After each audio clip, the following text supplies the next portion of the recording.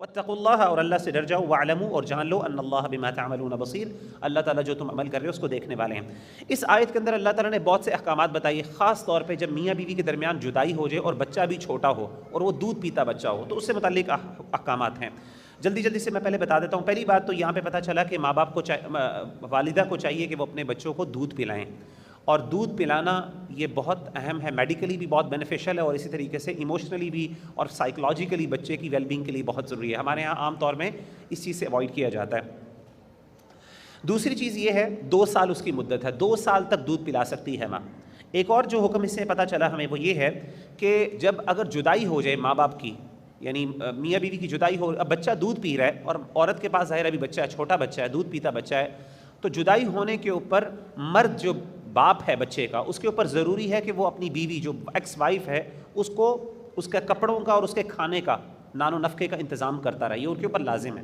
اور اس میں اللہ نے کہا کہ یہ معروف طریقے کے مطابق ہونا چاہیے، کسی پر زیادتی نہیں ہونی چاہیے، نہ تو ماں کو تکلیف دی جائے بچے کی وجہ سے، اور نہ باپ کو تکلیف دی جائے۔ بعض اوقات باپ کو بھی ایکسپلائٹ کیا جاتا ہے، اس سے اتنا زیادہ ایکسپیکٹیشن کر لی جاتی ہے، ڈیمانڈ کر لی جاتی ہے، وہ بیچارہ بیئر نہیں کر سکتا۔ ایکچوئل میں ایسا مسئلہ ہوا، میں ایک جانتا ہوں ایک بندے کو، ہمارے بہت جاننے والے میرا دوست ہیں، ان کے ساتھ یہ معاملہ ہوا، اس کی طلاق ہو گئی، طلاق کے بعد جو ہے وہ انہوں نے کیس دائر کیا، اور کیس دائر کرنے کے بعد ایسی اماؤنٹ اس سے ایکسپیکٹ کی اور اس کے اوپر کی کہ وہ بیچارہ جو ہے دے نہیں سکا، اور اس کی وجہ سے وہ 1 سال پورا جیل میں رہا۔ اب وہ بیچارہ اس کی استطاعت نہیں ہے دینے کے لیے، اگر تو وہ جان بوجھ کے نہ دے اور اس کا حق بنتا ہے جتنا وہ، اسی لیے اللہ نے کہا معروف طریقے کے مطابق ہونا چاہیے، تو نہ باپ کو تکلیف دی جائے نہ ماں کو تکلیف دی جائے۔ اسی طریقے سے اگر باپ دنیا سے رخصت ہو جاتا ہے، مثال کے طور پہ، یعنی مرد ہے وہ کھانا دے رہا تھا، یعنی وہ نان و نفقہ دے رہا تھا اپنی بیوی کو، ایکس وائف کو، بچے کی وجہ سے وہ دنیا سے رخصت ہو جاتا ہے، تو اب ان کے جو مرد کے جو ورثاء ہیں ان کو چاہیے کہ وہ نان و نفقہ دیتے رہیں، یہ نہ ہو کہ وہ کہیں گے اس نے دینا تھا اب ہم نہیں دیں گے، اب تم ہی سنبھالو، نہیں، ان کے اوپر ذمہ داری ہے۔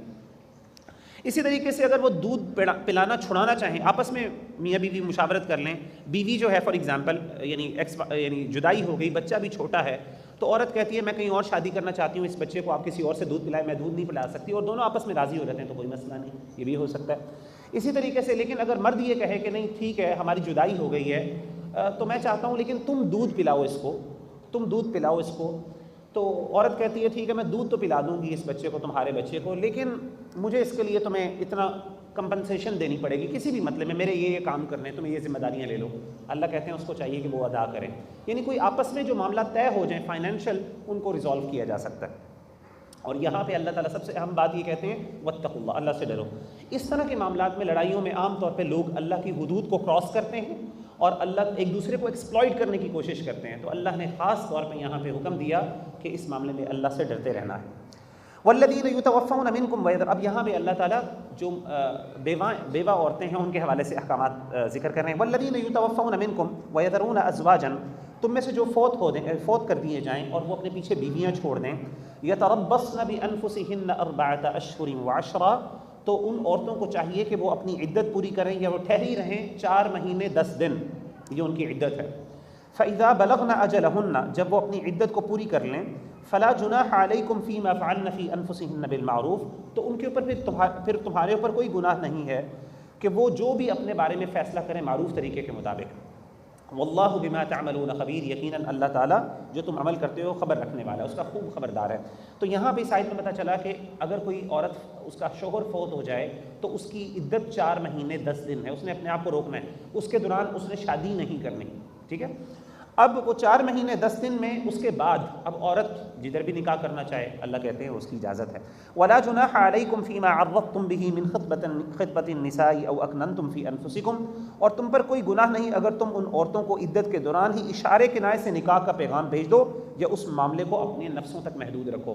یعنی یہاں پہ اللہ فرماتے ہیں کہ ڈیورنگ دا پیریڈ اگر عورت اپنی عدت پوری کر رہی ہے، اس کا شوہر دنیا سے رخصت ہو گیا ہے، اس کے دوران آپ نکاح نہیں کر سکتے۔ اچھا نکاح نہیں کر سکتے تو کیا نکاح کا پیغام بھیج سکتے ہیں کہ 4 مہینے کے بعد، کیونکہ کچھ عورتیں ہوتی ہیں جو بڑی پرومسنگ ہوتی ہیں، ان کا فیوچر مطلب مالدار ہوتی ہیں، خوبصورت ہوتی ہیں، بہت سے لوگ نکاح کرنا چاہتے ہیں ان سے، تو ان کا ہسبینڈ اگر دنیا سے رخصت ہو گیا، خاص طور پہ عربوں کے معاشروں میں یہ بات بہت عام تھی، بیوائیں ہوتی تھیں، امیر بیوائیں ہوتی تھیں، ان سے ہر بندہ شادی کرنا چاہتا تھا، تو اب کیا لوگوں کی جلدی ہوتی تھی کہ 4 مہینے 10 دن میں میں فوراً نکاح کر لوں، تو اس کے اندر اللہ تعالیٰ نے حکم دیا کہ آگے اللہ کہتے ہیں علم اللہ انکم ستذکرونہن، اللہ تعالیٰ کو خوب پتہ ہے کہ تمہارے دلوں میں یہ بات آتی ہے، تم اس کو یاد کرو گے، لیکن اللہ کہتے ہیں کہ اس میں اشارے کنائے سے کوئی بات کر سکتے ہو، کوئی چیز بالعزم نہیں کر سکتے، یعنی آپ اشارہ کر سکتے ہو، مثال کے طور پہ آپ یہ پیغام بھیج سکتے ہو کہ آپ کی جب عدت پوری ہوگی تو میں چاہوں گا آپ سے رابطہ رکھوں، میں کوئی اشارہ ایسا ہو جائے جس میں عورت کو اشارہ ہو جائے کہ یہ جو مرد ہے یہ مجھ سے نکاح کرنا چاہتا ہے، لیکن یہ اشارہ کنایا ہونا چاہیے، ٹھیک ہے نا، یہ کوئی وہ نہیں ہونا چاہیے، کوئی وعدہ نہیں ہونا چاہیے، جیسے اللہ کہتے ہیں وَلَٰكِن لَا تُوَاعِدُوهُنَّ سِرًّا إِلَّا أَن تَقُولُوا قَوْلًا مَّعْرُوفًا، کوئی وعدہ نہیں کرنا، وَلَا تَعْزِمُوا عُقْدَةَ النِّكَاحِ، اور نہ تم نکاح کی گرہ کو پکی کرو، یعنی نکاح کے بارے میں فیصلہ کر لو، منگنی کر لو، یہ بھی غلط ہے، اشارہ کنایا کر سکتے ہیں، حتیٰ یبلغ الکتاب اجلہ، یہاں تک کہ وہ اپنی مدت کو پوری کرے، وَاعْلَمُوا أَنَّ اللَّهَ يَعْلَمُ مَا فِي أَنفُسِكُمْ فَاحْذَرُوا، اللہ تعالیٰ خوب جان لو کہ اللہ تعالیٰ کو پتہ ہے جو تمہارے دلوں میں بات ہے، یعنی تمہیں اللہ کو پتہ ہے انسان کی کمزوری کیا ہے، فَاحْذَرُوهُ، تو تم اس سے ڈرو، وَاعْلَمُوا، اور جان لو، أَنَّ اللَّهَ غَفُورٌ رَحِيمٌ غفور حلیم، بے شک اللہ تعالیٰ بہت بخشنے والے اور حلم والے ہیں، تحمل والے ہیں، لا جناح علیکم، نہیں تم پر گناہ، ان طلقتم النساء، اگر تم عورتوں کو تم اپنی بیویوں کو طلاق دو، ما لم تمسوہن، جن کو تم نے ابھی تک ٹچ نہیں کیا، او تفرضوا لہن فریضہ، یا تم نے ان کے لیے کوئی مہر، کوئی ڈاوری مقرر نہیں کی، ومتعوہن علی الموسع قدرہ علی المقتر قدرہ متاعا بالمعروف، اللہ تعالیٰ کہتے ہیں جو خوشحال ہے اس کو چاہیے کہ وہ اس میں سے فائدہ دے اپنی استطاعت کے مطابق، اور جو تنگ دست ہے، جس کے مالی حالات مشکل ہیں، وہ اپنے مطابق ان کو کوئی نہ کچھ دے دے، متاعا بالمعروف، کوئی اچھے معروف طریقے کے مطابق مالی فائدہ دینا یہ درست ضروری ہے، حقا علی المحسنین، یہ لازم ہے نیکی کرنے والوں پر۔ اس میں یہ تھا کہ اللہ تعالیٰ نے پچھلی آیت میں یہ بیان فرمایا تھا کہ ہر مرد جو ہے جس میں عورت جس کے لیے مہر مقرر نہ ہو تو تنگ دست اور اسی طریقے سے خوشحال اپنی استطاعت کے مطابق اس عورت کو کچھ دے دلا کے رخصت کرے، یہ نہ ہو کہ اس کو بغیر دیے کچھ بھی رخصت کرے۔ یہاں پہ اللہ تعالیٰ حکم دے رہے ہیں کہ اگر تم طلاق دو ایسی عورتوں کو اور تم نے ان کے ساتھ کوئی جسمانی تعلق قائم نہ کیا ہو اور تم نے ان کے لیے کوئی مہر مقرر کر دیا ہو تو اس کا آدھا مہر ان کو دے دو، الا ان یعفون او یعفو الذی بیدہ عقدۃ النکاح، ہاں ایک بات ہے اگر کوئی احسان کرنا چاہے وہ کہے جی میں آدھا نہیں، میں پورا کا پورا پھر بھی دے دیتا ہوں، کوئی بات نہیں ہے، اللہ کہتے ہیں وَأَن تَعْفُوا أَقْرَبُ لِلتَّقْوَىٰ، یہ تقویٰ کے زیادہ قریب ہے۔ اللہ کو یہ بات پسند ہے کہ مرد کہے ٹھیک ہے اگرچہ آدھا حصہ بنتا ہے مہر کا، میں نے اس کے ساتھ کوئی ریلیشن قائم نہیں کیا، لیکن چونکہ ہمارا معاملہ ختم ہو گیا تو کوئی بات نہیں، میں آدھا کیوں لوں، میں پورا کا پورا دے دیتا ہوں۔ اللہ کہتے ہیں اگر یہ کرتا ہے تو یہ بہت اچھی بات ہے، اللہ کو یہ بات زیادہ پسندیدہ ہے۔ وَلَا تَنْسَبُوا الْفَضْلَ بَيْنَكُمْ، آپس میں جو اللہ نے تمہیں فضیلت دی ہے اس کو نہ روکو، جو مقام اور مرتبہ اللہ نے دیا ہے، یہاں پہ اللہ تعالیٰ مرد کو کہہ رہے ہیں کہ دیکھو اللہ نے تمہیں مقام اور مرتبہ دیا ہے، تمہیں بڑا بنایا ہے، تو تمہارا دل بھی بڑا ہونا چاہیے، تو ایسے معاملات کے اندر دل کھلا کرو، اور کوئی بات نہیں عزت سے رخصت کرو، اس کو مال دے دو، کوئی بات نہیں، اس سے لینے والی باتیں نہ کرو۔ ان اللہ بما تعملون بصیر، بے شک اللہ تعالیٰ جو تم عمل کرتے ہو اس کو دیکھنے والا ہے۔ حافظوا علی الصلوات، اپنی نمازوں کی حفاظت کرو، والصلاۃ الوسطیٰ، اور خاص طور پہ درمیانی نماز کی حفاظت کرو۔ درمیانی نماز کون سی ہے جی؟ عصر کی نماز۔ وقوموا للہ قانتین، اور اللہ تعالیٰ کے لیے مؤدب ہو کر کھڑے رہو۔ فإن خفتم فرجالا او رکبانا، بس اگر تم ڈرو تو پیدل یا پھر سوار ہو کے نماز پڑھ لو۔ فإذا أمنتم، بس اگر تم امن کی حالت میں ہو، فاذكروا اللہ كما علمکم، تو اللہ کا ایسا ذکر کرو جیسے اللہ نے تمہیں سکھلایا ہے، ما لم تکونوا تعلمون، جو کہ تمہیں پہلے نہیں علم تھا۔ تو یہاں پہ اللہ تعالیٰ نماز کی اہمیت دیکھیں، اللہ کہتے ہیں جنگ ہو یا امن کی حالت ہو، کسی بھی حالت میں ہو نماز نہیں چھوڑنی۔ آپ کو پتہ ہے نماز خوف، آگے جا کے اللہ تعالیٰ نماز خوف کا طریقہ بتائیں گے کہ اگر دشمن سامنے کھڑا ہے، امیجن کریں دشمن سامنے کھڑا ہوا ہے، تلوار لے کے کھڑا ہے، کسی بھی وقت وہ حملہ کر سکتا ہے، نماز کا ٹائم ہو گیا، اللہ کہتے ہیں پھر بھی نماز پڑھو۔ اس کا طریقہ بتایا کہ کس طریقے سے نماز پڑھنی ہے، باقاعدہ ایک گروہ آگے ہم انشاءاللہ پڑھیں گے۔ امیجن کریں کہ اتنی مشکل حالات میں بھی اللہ نے کہا کہ تم نے نماز کو نہیں چھوڑنا، اور ہم کیا کرتے ہیں، چھوٹی سی بات ہو، ہمارا ایگزام ہے جی نماز کوئی بات نہیں چھوڑ دیتے ہیں، یہ مطلب سبحان اللہ کتنے آرام سے ہم اس مسئلے کو ہلکا دیتے ہیں۔ لیکن یہاں پہ دیکھیں اللہ کہتے ہیں پیدل ہو یا سوار ہو، خوف کی حالت میں کس طریقے سے بھی ہو نماز تم پڑھ لو۔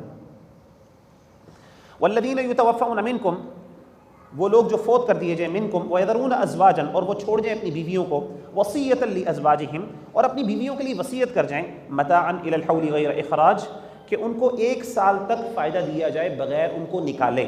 فإن خرجنا فلا جناح علیکم، بس اگر وہ نکل جائیں خود تو تم پر کوئی گناہ نہیں، فیما فعلن فی انفسہن من معروف، کہ وہ اپنے معروف، اپنے نفس کے بارے میں، اپنے آپ کے بارے میں جو بھی فیصلہ کریں، جو معاملہ کرنا چاہیں معروف طریقے کے مطابق۔ واللہ عزیز الحکیم، اللہ تعالیٰ غالب اور حکمت والے ہیں۔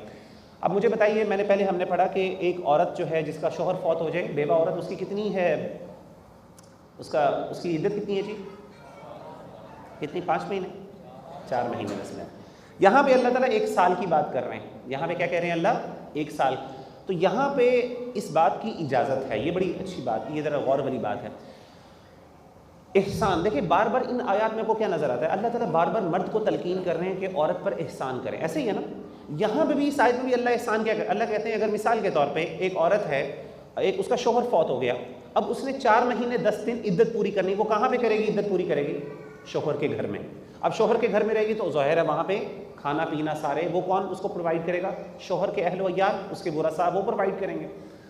اب ایک شوہر ہے وہ دیکھتا ہے کہ میری بیوی بہت بیچاری بوڑھی ہے یا اس کا کوئی پوچھنے والا نہیں ہے، تو وہ کیا کہتا ہے؟ وہ کہتا ہے کہ 1 سال تک یا 2-3 سال تک، میں دنیا سے رخصت ہونے والا ہوں، میرا ٹائم قریب آ گیا ہے، 1 سال تک میری بیوی کو گھر میں ہی رہنے دیا جائے اور وہ فائدہ اٹھاتی رہی، یہاں تک کہ یا تب تک وہ میری بیوی میرے گھر میں رہے اور فائدہ اٹھائے جب تک کہ اس کا کوئی اور معاملہ نہ ہو جائے، کہیں اور شادی نہ کر لے یا اس کے گھر والے نہ کر لیں۔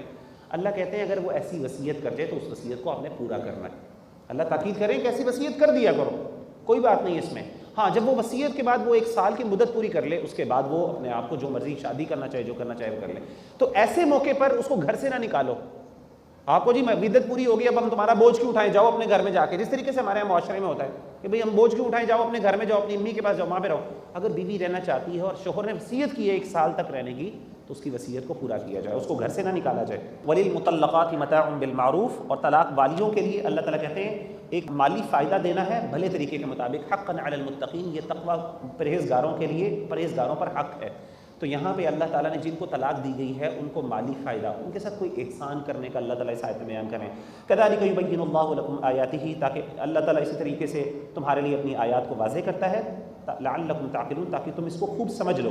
الم تر الی الذین خرجوا، کیا آپ نے نہیں دیکھا، الی الذین، ان لوگوں کو، خرجوا من دیارہم، جو اپنے، اب یہاں پہ اللہ تعالیٰ یہ آخری جو رکوع ہے، یہ آخری 2 رکوع ہیں، اس میں اللہ تعالیٰ بیسکلی 2 واقعات کا ذکر کرتے ہیں، جنرل بعض، اب احکام اور طلاق کے مسائل ختم ہو گئے، یہاں پہ اب اللہ تعالیٰ جنرل ڈسکشن کر رہے ہیں اور اللہ پر ایمان اور تقوی کی بات کریں گے۔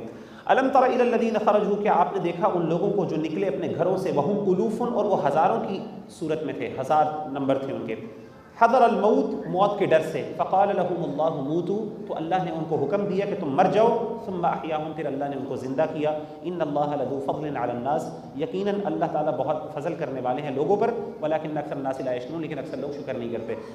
یہاں پہ اللہ تعالیٰ نے ایک واقعہ، ایک قوم کا ذکر کیا، اب احادیث میں تفصیل نہیں وہ کون سی قوم تھی، ہوا یہ کہ کوئی کسی وجہ سے، کسی وبا کی وجہ سے یا کسی دشمن کی وجہ سے، وہ ڈر کی وجہ سے انہوں نے کیا کیا، موت کے ڈر کی وجہ سے انہوں نے اپنے نکلے ہزاروں کی حالت میں، ان کا بہت اسٹرینتھ تھی، ان کے پاس نمبرز بہت زیادہ تھے ان کے، اس کے باوجود کیا ہوا، موت کے ڈر سے وہ بھاگ نکلے، اپنے گھر کو چھوڑ کے بھاگ گئے، شاید دشمن نے حملہ کیا، یا وبا کی صورت تھی کوئی، تو پینڈیمک تھا یا کچھ بھی تھا، بہرحال وہ نکل گئے اور نکلے اور وہ موت کے ڈر سے بھاگے کہ کس طریقے سے ہم موت سے بچ جائیں، اپنے گھر وغیرہ سب کچھ چھوڑ دیا۔ اللہ کو یہ طریقہ ان کا پسند نہیں آیا کہ اللہ پہ توکل اور اعتماد ہی نہیں ہے ان لوگوں کا، تو اللہ نے کہا اچھا تم موت سے ڈر کے بھاگے ہو، کیا تم موت سے بچ سکتے ہو؟ اللہ نے ساروں کو مار دیا، مارنے کے بعد جب مار دیا تو پھر اللہ نے ان کو زندہ کر دیا دوبارہ، اور زندہ کر کے بتایا کہ دیکھو تم جس چیز سے بھاگ رہے ہو، اللہ تعالیٰ تمہیں موت تو کسی جگہ پہ بھی آ سکتی ہے، تو تم کیوں ڈر رہے ہو؟ اللہ پر اعتماد اور توکل کیوں نہیں ہے؟ وقاتلوا فی سبیل اللہ، اس کانٹیکٹ سے پتہ چلتا ہے کہ کوئی دشمن کا معاملہ تھا، کیونکہ آگے آیات کے اندر جہاد کی بات آتی ہے۔ اللہ کہتے ہیں وقاتلوا فی سبیل اللہ، اللہ کی راہ میں جہاد کرو، قتال کرو، واعلموا، اور جان لو کہ ان اللہ سمیع علیم، اللہ تعالیٰ سننے والے جاننے والے ہیں۔ من ذا الذی یقرض اللہ قرضا حسنا، وہ بندہ جو اللہ کو قرضہ حسنہ دیتا ہے، فیضاعفہ لہ اضعافا کثیرہ، اللہ تعالیٰ اس کے قرضے کو ریٹرن جب کرتے ہیں تو بہت بڑھا کے بہت ملٹیپل کر دیتے ہیں، ملٹیٹیوڈ میں ریٹرن کرتے ہیں۔ واللہ یقبض ویبسط، اللہ جس کو چاہتا ہے کم کر دیتا ہے، اور وہ جب جس کو چاہتا ہے بہت زیادہ دے دیتا ہے۔ وَإِلَيْهِ تُرْجَعُونَ، اور اسی کی طرف ہی تم لٹائے جاؤ گے۔ أَلَمْ تَرَ إِلَى الْمَلَإِ مِن بَنِي إِسْرَائِيلَ، یہاں پہ اللہ تعالیٰ اب جالوت اور طالوت کا واقعہ ذکر کر رہے ہیں۔ بنی اسرائیل کے اوپر حضرت موسیٰ علیہ السلام کے بعد ایک وقت آیا، بہت زیادہ ڈکلائن ہوئی، ایک بادشاہ تھا جالوت، جس کو گولیات بھی کہتے ہیں، اس نے حملہ کیا اور ان کے اوپر ظلم اور زیادتی بہت زیادہ شروع کر دی، اتنا ظلم اور زیادتی کی کہ ایک وقت آیا کہ بنی اسرائیل نے جو اس وقت نبی تھے، غالباً ان کا نام شمویل بتایا جاتا ہے، سیمیول انگلش میں جس کا کہتے ہیں سیم، اس کا شارٹ ورژن ہے، غالباً وہ نبی تھے، کوئی اور نبی تھے، ان کے پاس گئے، وہ اس ٹائم موجود تھے، انہوں نے کہا کہ اللہ سے دعا کریں کہ اللہ ہمارے لیے کوئی بادشاہ مقرر کریں۔ ان کو بھی لیڈرشپ کرائسس تھا، جیسے پوری امت مسلمہ کو آج لیڈرشپ کرائسس فیس کرنے کا مل رہا ہے، کوئی ایک حکمران نہیں ہے جس پہ ہم مسلمان سارے اکٹھے ہو جائیں اور دوبارہ اپنے عروج کی طرف جائیں۔ اسی طریقے سے یہ جو بنی اسرائیل تھے ان کا بھی معاملہ یہ تھا، کوئی لیڈر نہیں تھا، تو انہوں نے اللہ سے دعا کی، نبی سے کہا کہ دعا کریں اللہ ہمارے لیے کوئی لیڈر بنا دے اور ہم جہاد کریں، اور جہاد کر کے ہم جالوت جو ہے جو ہم پر ظلم کرتا ہے اس کے ظلم سے ہم کسی طریقے سے چھٹکارا حاصل کر لیں۔ اب یہ پورا واقعہ اللہ تعالیٰ بیان کرتے ہیں۔ الم تر الی الملأ، یہ بہت سیکھنے والا واقعہ ہے، ٹائم نہیں ہے ورنہ اس پہ بہت سے فائدے اور اسباق مل سکتے ہیں۔ میں چاہوں گا کہ آپ لوگوں کو بعد میں موقع ملے تو اس واقعے کو دوبارہ پڑھیں، اس پہ غور و فکر کریں، آپ کو بہت لیسنز ملیں گے انشاءاللہ۔ الم تر الی الملأ من بنی اسرائیل من بعد موسیٰ، کیا تم نے اس واقعے پر غور کیا جو موسیٰ علیہ السلام کی وفات کے بعد بنی اسرائیل کے سرداروں کو پیش آیا؟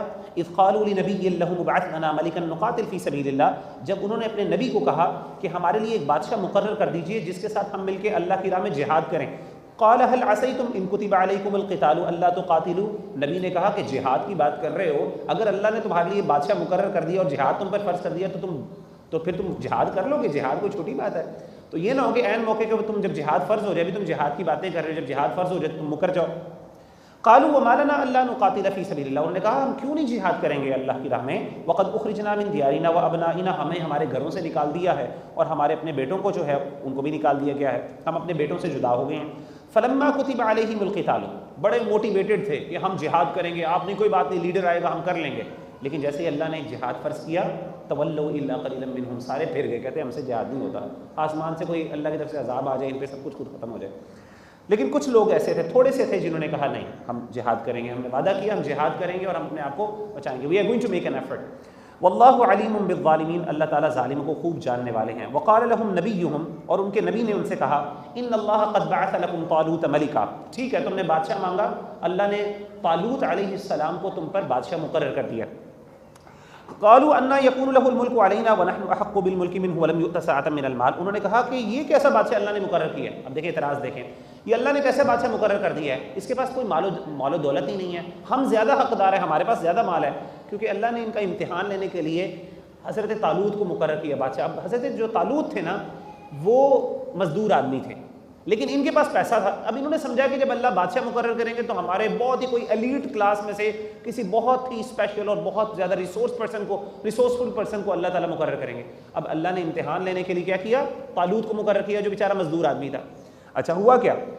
اللہ نے کہا ان اللہ اصطفاہ علیکم وزادہ، انہوں نے کہا، نبی نے کہا کہ اللہ نے جو ان کو چنا ہے وہ اس وجہ سے چنا ہے وزادہ بسطۃ فی العلم والجسم، کیونکہ ان کے پاس اللہ نے بہت زیادہ مضبوطی پائی ہے علم کی اور جسم کی، یعنی ان کے پاس جسمانی قوت بھی ہے اور علم کی ہے۔ تو لیڈرشپ کے لیے دو بڑی کوالٹیز کی ضرورت ہے، ایک پہلی بات یہ ہے کہ علم ہو، نالج ہو، جاہل بندہ لیڈر نہیں بن سکتا، اور دوسری بات یہ ہے کہ جسمانی قوت، نہ صرف جسمانی بلکہ عزم بھی ہو، ٹھیک ہے نا، حوصلہ بھی ہو اور جسمانی قوت ہو۔ یعنی نبی نے کہا کہ اللہ نے ان کو یہ زیادہ دی ہیں چونکہ علم بھی زیادہ دیا اور جسمانی قوت اور عزم اور حوصلہ زیادہ، اسی لیے اللہ تعالیٰ نے ان کو بادشاہ بنایا۔ واللہ یؤتی ملکہ من یشاء، یہ اللہ کا مرضی ہے، اللہ جس کو چاہے بادشاہ بنا دے۔ واللہ واسع علیم، اللہ تعالیٰ بہت وسعت والا اور علم والا ہے۔ وقال لهم نبیہم، اور ان کے نبی نے ان سے کہا ان آیۃ ملکہ، اچھا انہوں نے کہا کہ اچھا اس کی نشانیاں بتائیں، یہ کیسے بادشاہ، ہم کیسے مان لیں کہ یہ واقعی اللہ نے چنا ہے بادشاہ؟ انہوں نے کہا کوئی بات نہیں، اللہ نے نشانی بھیج دی۔ اس کے بادشاہ ہونے کی نشانی یہ ہے ان یأتیکم التابوت فیہ سکینۃ من ربکم، تمہارے پاس تابوت سکینہ آئے گا تمہارے رب کی طرف سے، وبقیۃ مما ترک آل موسیٰ وآل ہارون تحملہ الملائکہ، اس تابوت سکینہ میں کیا ہوگا؟ اس میں آل ہارون اور آل موسیٰ کی کچھ بقیات ہوں گی، حضرت ہارون علیہ السلام اور حضرت موسیٰ علیہ السلام کی کچھ چیزیں اس کے اندر موجود ہوں گی، تحملہ الملائکہ، جس کو فرشتے اٹھا کے لے کے آئیں گے۔ ان فی ذلک لآیۃ لکم ان کنتم مؤمنین، اس میں تمہارے لیے نشانی ہے، اس میں تمہارے لیے نشانی ہے اگر تم ایمان رکھنے والے ہو۔ تابوت سکینہ کا بہت لمبا چوڑا اس میں تفصیلات موجود ہیں، بہت سی چیزیں باتیں بنی بھی ہوئی ہیں، لیکن اصل میں جو ہمیں بات پتہ چلتی ہے ایک تابوت تھا جس کے اندر حضرت موسیٰ علیہ السلام اور حضرت ہارون کے کچھ ریلکس موجود تھے، اور اس کا مقصد کیا تھا؟ اس میں اللہ تعالیٰ نے اس کو باعث برکت بنایا تھا اور اس کی وجہ سے بنی اسرائیل جو ہے اس سے تبرک حاصل کیا کرتے تھے۔ فلما فصل طالوت بالجنود، بہرحال بادشاہ مقرر ہو گئے، اب وہ لشکر جب جہاد کے لیے نکلا، قال ان اللہ مبتلیکم بنہر، حضرت طالوت نے کہا اپنی قوم کو اپنے کہ دیکھو ہم سفر کر رہے ہیں، لمبا سفر ہے، گرمی ہے، صحرا ہے، اللہ تعالیٰ تمہیں ایک پانی سے، نہر سے آزمائیں گے۔ فمن شرب منہ فلیس منی، اس گرمی کے اندر جس نے اس پانی کو چھوڑ دیا، اسے اس میں نہ پی، جس نے پی لیا پانی اس میں سے وہ مجھ میں سے نہیں ہے، وہ میرے لشکر کا پارٹ نہیں بن سکتا۔ وَمَن لَّمْ يَطْعَمْهُ فَإِنَّهُ مِنِّي، اور جس نے اس میں سے کچھ بھی نہ چکھا، اپنی بھوک پیاس برداشت کی، لمبا سفر سب کچھ برداشت کیا اس کے باوجود، تو وہ مجھ میں سے ہوگا۔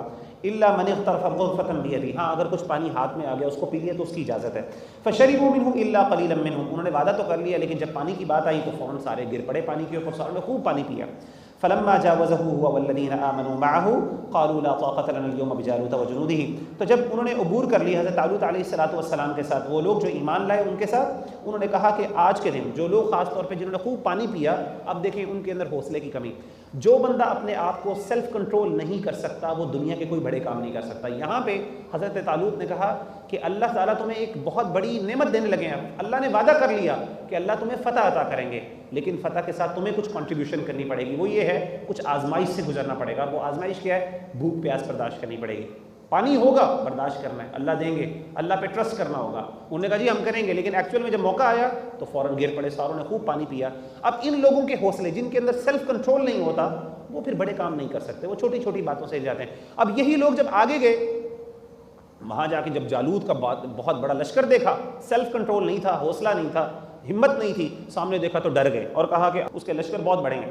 قال الذين يظنون انهم ملاقو اللہ، لیکن وہ لوگ جو ان میں تھے جنہوں نے اپنے آپ کو کنٹرول کیا، جنہوں نے پانی نہیں پیا اور اپنے آپ کو مضبوط، اپنے سیلف کنٹرول انہوں نے مینٹین کیا، انہوں نے کہا کہ جن کو یقین تھا کہ وہ اللہ تعالیٰ سے ملاقات کریں گے، ایمان والے، انہوں نے کہا کم من فئۃ قلیلۃ غلبت فئۃ کثیرۃ باذن اللہ، کتنی ہی ایسی جماعتیں ہیں جو چھوٹی جماعتیں ہوتی ہیں لیکن بڑی بڑی جماعتوں پر اللہ کے حکم سے غالب آ جاتی ہیں۔ واللہ مع الصابرین، اللہ تعالیٰ صبر کرنے والوں کے ساتھ ہیں، صبر کرو، چھوٹی چھوٹی جماعتیں بڑے بڑے لشکروں پہ اللہ کے حکم سے غالب آ جاتے ہیں، یہ کوئی بڑی بات نہیں۔ وَلَمَّا بَرَزُوا لِجَالُوتَ وَجُنُودِهِ، جب جالوت کے ساتھ اور اس کے لشکر کے ساتھ انہوں نے آمنا سامنا ہوا اور ان کے ساتھ مقابلہ ہوا، قالوا ربنا افرغ علینا صبرا، اب اہل ایمان نے کیا کہا؟ اللہ سے دعا کیا مانگی؟ اے اللہ ہمیں ڈال دے ہم میں صبر، اللہ ہمیں صبر عطا کر، وثبت اقدامنا، اللہ ہمارے قدموں کو ثابت قدم رکھ، وانصرنا علی القوم الکافرین، اور کافر قوم کے اوپر ہماری تو مدد فرما۔ فہزموہم باذن اللہ، اللہ تعالیٰ نے پھر اس جو چھوٹے سا لشکر تھا اہل ایمان والا، ان کو اللہ تعالیٰ نے پھر انہوں نے اللہ کے حکم سے جالوت کو شکست دی باذن اللہ۔ وقتل داود جالوت، اور داود علیہ السلام اس لشکر میں موجود تھے اور انہوں نے جالوت کو قتل کیا۔ وآتاہ اللہ الملک والحکمت وعلمہ مما یشاء، اور اللہ تعالیٰ نے حضرت داود علیہ السلام کو بادشاہت بھی عطا کی، حکمت بھی عطا کی، اور ان کو جو اللہ تعالیٰ نے سکھایا، جو اللہ نے چاہا ان کو سکھایا۔ ولولا دفع اللہ الناس بعضهم ببعض لفسدت الارض ولكن اللہ ذو فضل علی العالمین، اللہ تعالیٰ فرماتے ہیں اگر اللہ بعض لوگوں کے ہاتھوں بعض لوگوں کو اقتدار سے نہ ہٹائیں تو زمین میں فساد پھیل جائے۔ یعنی یہ آپ دیکھتے ہیں نا کہ اونچ نیچ آتی رہتی ہے، کبھی اہل ایمان مضبوط ہو جاتے ہیں، کبھی کفر مضبوط ہو جاتا ہے، یہ لڑائی جھگڑے اور اس طریقے سے بادشاہوں کا بدلنا مرنا اور اس طریقے سے حکمرانوں کا آنا جانا، یہ ساری حکومتوں کا، اقتداروں کا بدلنا، اللہ کہتے ہیں یہ اللہ کا ایک نیچرل پروسیس ہے جو اس دنیا میں اللہ نے رکھا ہے۔ کیوں رکھا ہوا ہے؟ کیونکہ اللہ نے بیلنس قائم کرنا ہے۔ اگر اللہ تعالیٰ صرف کچھ بادشاہوں کو ہمیشہ قائم رکھے، ان کی بادشاہت کو، زمین میں فساد پھیل جائے، اور اسی طریقے سے اگر صرف اہل ایمان ہی بادشاہ رہیں اور دنیا میں کوئی دوسرا حکمران آئے ہی نہ، تو آپ کو پتہ ہے دنیا کے اندر صرف مسلمان ہو جائیں گے اور دنیا کا بنانے کا مقصد ہی ختم ہو جائے گا۔ تو اللہ نے ایک بیلنس مینٹین کیا۔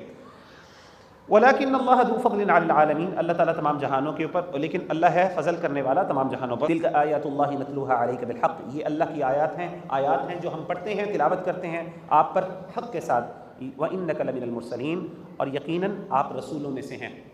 یہاں پہ ہمارا دوسرا سپارہ ختم ہوا۔ تلک الرسل فضلنا بعضهم علی بعض، یہ رسول ہیں ہم نے بعض کو بعض پر فضیلت دی۔ منہم من کلم اللہ، کچھ رسول ایسے ہیں جنہوں نے اللہ سے کلام بھی کیا، جن سے اللہ نے کلام کیا۔ ورفع بعضهم درجات، اور بعض کو اللہ نے کچھ درجات میں بلند کیا۔ وآتینا عیسی ابن مریم البینات، اور ہم نے عیسیٰ بن مریم کو کھلی نشانیاں عطا کی۔ وأیدناہ بروح القدس، اور ہم نے ان کی روح القدس کے ساتھ مدد کی۔ ولو شاء اللہ، اور اگر اللہ چاہتا، مقتتل الذین من بعدهم من بعد ما جاءتهم البینات ولکن اختلفوا، اگر اللہ چاہتا تو اس کے بعد لوگ دین کے بارے میں نہ لڑتے جبکہ ان کے پاس واضح نشانیاں آ چکی تھیں۔ یعنی اللہ تعالیٰ نے آسمان سے نشانیاں بھی بھیج دی، تورات انجیل سب کچھ بھیج دیا۔ اللہ نہ چاہتے تو یہ ساری امت ایک ہوتی، کوئی اختلاف نہ ہوتا، لیکن اللہ نے اختلاف پھر بھی ہونے دیا۔ یہ اللہ کی ول ہے، یہ انیویٹیبل ہے، اختلاف ہمیشہ ہوگا۔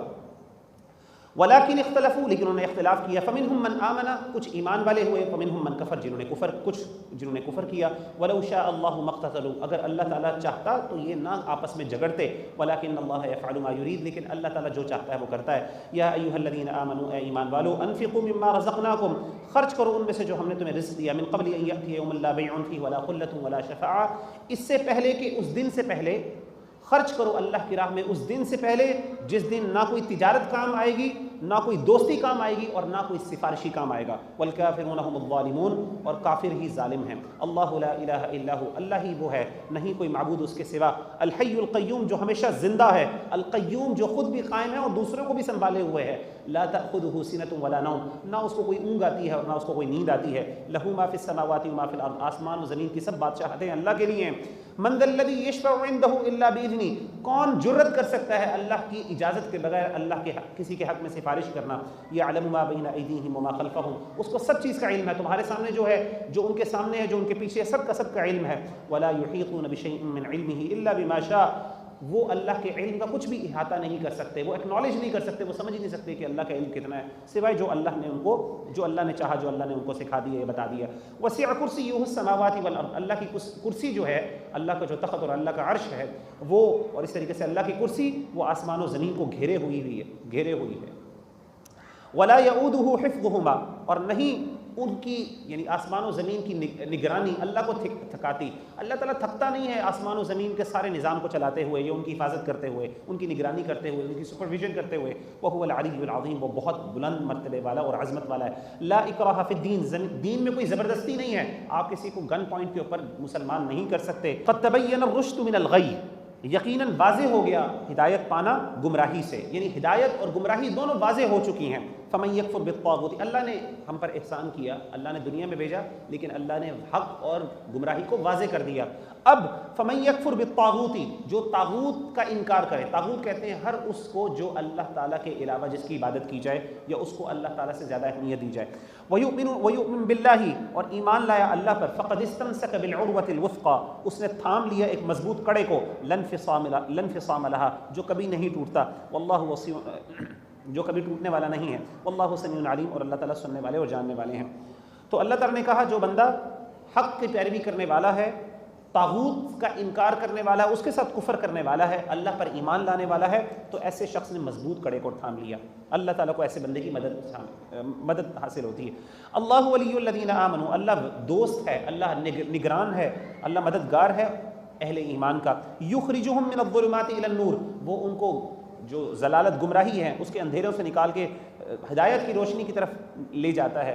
والذین کفروا، اور وہ لوگ جو کفر کیا، جنہوں نے کفر کیا، والذین کفروا اولیاؤہم الطاغوت، وہ لوگ جو کفر والے ہیں، اہل کفر ہیں، ان کے دوست کون ہیں؟ طاغوت ہیں۔ یخرجونہم من النور الی الظلمات، وہ الٹا کام کرتے ہیں، وہ ان کو ہدایت سے لگا کے ان کو گمراہی کی طرف لے جاتے ہیں، ان کے اندھیروں کی طرف لے جاتے ہیں۔ اولئک اصحاب النار هم فیہا خالدون، یہی آگ والے ہیں، اس میں ہمیشہ ہمیشہ رہیں گے۔ الم تر الی الذی حاج ابراہیم، اب یہاں پہ اللہ تعالیٰ حضرت ابراہیم علیہ السلام کے کچھ واقعے کو ذکر کرنے والے ہیں، اور خاص طور پہ جو ان کے چیلنج ہوا نمرود کے ساتھ۔ آپ کو پتہ ہے کہ حضرت ابراہیم علیہ السلام نے ان کے بت توڑ دیے تھے، اور اس کے بعد انہوں نے کہا کہ ہم کیا کریں گے، ہم تمہیں سزا دیں گے، ہم کو قتل کریں گے، ہم اپنی بتوں کی مدد کریں گے۔ تو اس کے بعد آپ کو پتہ ہے کہ بتوں کی مدد، وہ ظاہرہ وہ حضرت ابراہیم علیہ السلام کو اپنی مرضی سے تو نہیں ان کو سزا دے سکتے تھے، کیونکہ وہ ظاہرہ ایک حکومت کے انڈر تھے۔ تو حکومت جو تھی، انہوں نے کہا کہ سب سے پہلے اس کو بادشاہ کے پاس پیش کیا جائے۔ انہوں نے بادشاہ سے اجازت دی، کیس دائر کیا کہ اس بندے نے ہمارے بتوں کو مارا ہے اور قتل کیا ہے، اور آپ کے بت کو بھی انہوں نے توڑا ہے، تو اب ہمیں اجازت دیجیے کہ ہم اس کو یہ سزا دیں۔ اب وہ بادشاہ کون تھا؟ وہ نمرود، جیسے مورخین بیان کرتے ہیں کہ اس کا نام نمرود تھا۔ وہ خود بھی اپنے بادشاہ بنا بیٹھا تھا، خدا بنا بیٹھا تھا، اور لوگوں سے اپنی عبادت کرواتا تھا، بندگی کرواتا تھا۔ تو اس نے حضرت ابراہیم علیہ السلام سے ایک چیلنج اور ایک مناقشہ کیا، ایک ڈیبیٹ کی۔ الم ترى، کیا نہیں تو نے دیکھا، الی الذی، اس شخص کو، حاج ابراہیم فی ربہ، جس نے جھگڑا کیا ابراہیم علیہ السلام نے اس کے رب کے معاملے میں، ان آتاہ اللہ الملک، کہ اللہ تعالیٰ نے اس کو بادشاہی عطا کی تھی۔ اذ قال ابراہیم ربی الذی یحیی ویمیت، اس نے کہا کہ میرا رب تو وہ ہے، اس نے کہا کہ اپنے رب کا انٹروڈکشن کرواؤ۔ تو حضرت ابراہیم نے اپنے رب کا انٹروڈکشن دیکھیں کیسے کروایا، فرمایا میرا رب وہ ہے جو زندہ اور جو زندگی دیتا ہے اور موت دیتا ہے۔ قال انا احیی وامیت، اس نے کہا کہ میں، یہ کون سی بڑی بات ہے، میں بھی زندگی دیتا ہوں، میں بھی موت دیتا ہوں۔ مورخین مفسرین بیان کرتے ہیں کہ اس نے کیا کیا کہ 2 قیدیوں کو بلایا، اپنی مرضی سے ایک کو قتل کر دیا، ایک کو آزاد کر دیا. اس نے کہا دیکھو میں نے اپنی مرضی سے اس کو موت دے دی، اس کو جان چھڑا دی. تو اس نے کہا میں بھی یہ کام کرتا ہوں. اب دیکھیں اس کا آرگیومنٹس کیا تھے. قال ابراہیم نے کہا ٹھیک ہے فإن اللہ یأتی بالشمس من المشرق فأتی بها من المغرب. اللہ نے کہا اچھا، حضرت ابراہیم نے کہا تجھے میں زیادہ بہتر طریقے سے سمجھاتا ہوں یہ بات. انہوں نے کہا کہ میرا رب تو وہ ہے جو سورج کو مشرق سے نکالتا ہے اور مغرب میں غروب کرتا ہے. تو اگر اتنا بڑا تو ایکسپرٹ، تیرے پاس اگر اتنی استطاعتیں اور اتنی قوتیں ہیں تو ایسا کر تو مغرب سے نکال اور مشرق کے اندر غروب کر دے. فبہت الذی کفر، وہ ہکا بکا رہ گیا، یعنی وہ ہکا بکا رہ گیا، اس کے پاس کوئی اس کے پاس کوئی اس کا رسپانس ہی نہیں تھا. واللہ لا یہدی القوم الظالمین، اور اللہ تعالیٰ ظالم قوم کو ہدایت نہیں دیتے. او کالذی مر علی قریۃ، اب اللہ تعالیٰ ایک اور شخص کی مثال دیتے ہیں. بعض مورخین کہتے ہیں حضرت عزیر علیہ السلام تھے، بلکہ جو بھی تھے نیک آدمی تھے. انہوں نے کہا کہ او کالذی، یہ جیسا وہ شخص جو گزرا علی قریۃ، ایک بستی کے پاس سے، وہی خاویۃ علی عروشها، جو اپنی چھتوں پر گری ہوئی تھی، یعنی بوسیدہ ہو گئی تھی، اس کا سارا، اس کی پوری جو انفراسٹرکچر تھا وہ بالکل ختم ہو چکا تھا. قال انا یحیی هذه اللہ بعد موتها، اس بندے نے حیران ہو کے اس بستی کو دیکھا، بالکل ختم ہو گئی، پرانی، پتہ نہیں کتنی دیر پرانی تھی وہ. انہوں نے کہا کہ اللہ تعالیٰ یہ لوگ جو مر گئے ہیں یہاں کے پرانے لوگ، پتہ نہیں کون سے، یہ کیسے اللہ تعالیٰ ان کو زندہ کرے گا قیامت کے دن. مطلب انہوں نے اپنے آپ سے یہ بات کہی. فَأَمَاتَهُ اللَّهُ مِئَةَ عَامٍ، اب وہ غالباً چونکہ نبی تھے اسی لیے اللہ تعالیٰ اپنے نبیوں کو معجزے دکھاتے ہیں ان کا ایمان مضبوط کرنے کے لیے، اور ان کو اپنی طاقت دکھاتے ہوئے، اپنی قدرت دکھاتے ہوئے. تو انہوں نے کیا کیا کہ انہوں نے ان کو فوراً موت دے دی. اس وقت وہ فوت ہو گئے. 100 عام، 100 سال کے لیے. ثم بعثه، اللہ نے پھر ان کو دوبارہ زندہ کر دیا. قال كم لبثت، اللہ نے ان سے پوچھا. اب یہ چونکہ اللہ تعالیٰ کلام کر رہے ہیں ان سے، اسی لیے علماء کہتے ہیں زیادہ چانسز یہی ہیں کہ یہ نبی تھے اللہ کے. اور جیسے آپ کو بتایا بعض لوگ کہتے ہیں، مورخین کہتے ہیں حضرت عزیر علیہ السلام تھے. اللہ نے ان سے پوچھا بتائیے آپ کتنی عرصے تک ایسی حالت میں رہے. قال لبثت یوما او بعض یوم، انہوں نے کہا میں تو 1 دن یا 2 دن سوتا رہا ہوں. قال بل لبثت 100 عام، اللہ نے کہا کہ نہیں تم 100 سال تک یعنی اس حالت میں رہے ہو. فانظر الى طعامك وشرابك لم يتسنى، اپنے کھانے پینے کو دیکھیں کہ کیسے وہ باسی ہو گیا، ختم ہو چکا ہے. وانظر الى حمارك، اور اپنے گدھے کی طرف دیکھیں. ولنجعلك آیة للناس، اور وہ جیسے وہ گدھا بھی بالکل بنجر بن چکا تھا. ولنجعلك آیة للناس وانظر الى العظام، اور تاکہ ہم بنائیں تمہیں نشانی لوگوں کے لیے. وانظر الى العظام، اور تم ہڈیوں کی طرف دیکھو. کیف ننشزها، ہم کیسے دوبارہ اس کا ڈھانچہ بناتے ہیں. ثم نكسوها لحما، پھر ہم اس پر گوشت کو چڑھاتے ہیں. فلما تبين له، جب وہ واضح ہو گیا اس کے لیے. قال اعلم ان اللہ على كل شيء قدیر، انہوں نے کہا مجھے یقین ہو گیا اللہ تعالیٰ ہر چیز پر قادر ہے. تو اللہ تعالیٰ نے ان کے گدھا جو تھا بالکل اب پنجر بن چکا تھا، بالکل ڈھانچہ بن چکا تھا، ختم ہو چکا تھا. اللہ نے کہا اب دیکھو کیسے میں اس کو زندہ کرتا ہوں. اللہ تعالیٰ نے اس کو زندہ کیا، اس کے اوپر ہڈیوں کا پہلے ڈھانچہ بنا، ڈھانچے کے ساتھ ساتھ پھر گوشت جو ہے اللہ تعالیٰ نے اس کے اوپر ڈالا، اور اس طریقے سے وہ بالکل صحیح ہو گیا. تو انہوں نے کہا ان اللہ علی کل شیء قدیر، اللہ تعالیٰ ہر چیز پر قدرت رکھنے والے ہیں. وَإِذْ قَالَ ابراہیم، اور جب ابراہیم علیہ السلام نے کہا ربی ارنی، اے میرے رب تو مجھے دکھا، کیف تحیی الموتى، تو مردوں کو کیسے زندہ کرتا ہے. قال اولم تؤمن، اللہ نے کہا کہ کیا تمہارا ایمان نہیں ہے میرے اوپر. قال بلا، انہوں نے کہا وہ ہے. ولكن ليطمئن قلبی، میں اپنے صرف دل کو مطمئن کرنا چاہتا ہوں. قال فخذ 4 من الطير فصرهن اليك ثم اجعل على كل جبل منهن جزءا ثم ادعوهن ياتينك سعيا. اللہ نے کہا ایسا کرو 4 پرندے لو، ان کے ٹکڑے کرو، ان کو پہلے اپنے آپ سے مانوس کرو تاکہ وہ تمہاری بات سن سکے. اس کے بعد ان کو ٹکڑے کرو، ٹکڑے کرنے کے بعد ان کو مختلف 4 چٹانوں پہ رکھ دو، اور اس کے بعد ان کو مختلف آواز دو.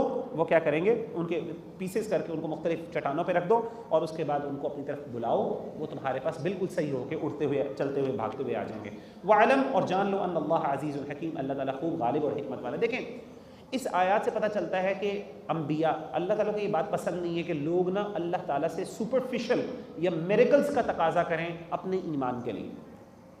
اللہ کو یہ پسند نہیں کہ اللہ تعالیٰ مجھے کوئی نشانی دکھا، مجھے پتہ ہے تو ہے لیکن مجھے کوئی نشانی دکھا جس سے میرا دل مطمئن ہو جائے کہ ایسی چیز ہو میرے ساتھ. یہ خود تقاضا کرنا یہ پسندیدہ نہیں ہے. اللہ نے دیکھیں یہاں پہ بھی حضرت ابراہیم سے کیا کہا کہ تمہارا ایمان نہیں ہے. انہوں نے کہا ایمان ہے بس دل میں، لیکن اللہ تعالیٰ اپنے بندوں کو کچھ نہ کچھ دکھاتے ہیں. ہر بندے کے ساتھ زندگی کے اندر کوئی ایکسپیرینشل ایویڈنس ہوتا ہے. یاد رکھیے گا اپنی زندگی میں آپ کے ساتھ کوئی نہ، اگر آپ اہل ایمان ہیں، ایمان والے ہیں، آپ کی زندگی کے ساتھ کچھ نہ کچھ ایسے واقعات ضرور ہوں گے جس میں آپ کو یقین ہو جائے گا کہ باقی اللہ کی ذات موجود ہے. لیکن ایسے تقاضے اللہ سے کرنا یہ ذرا اللہ کو ناپسندیدہ چیز ہے.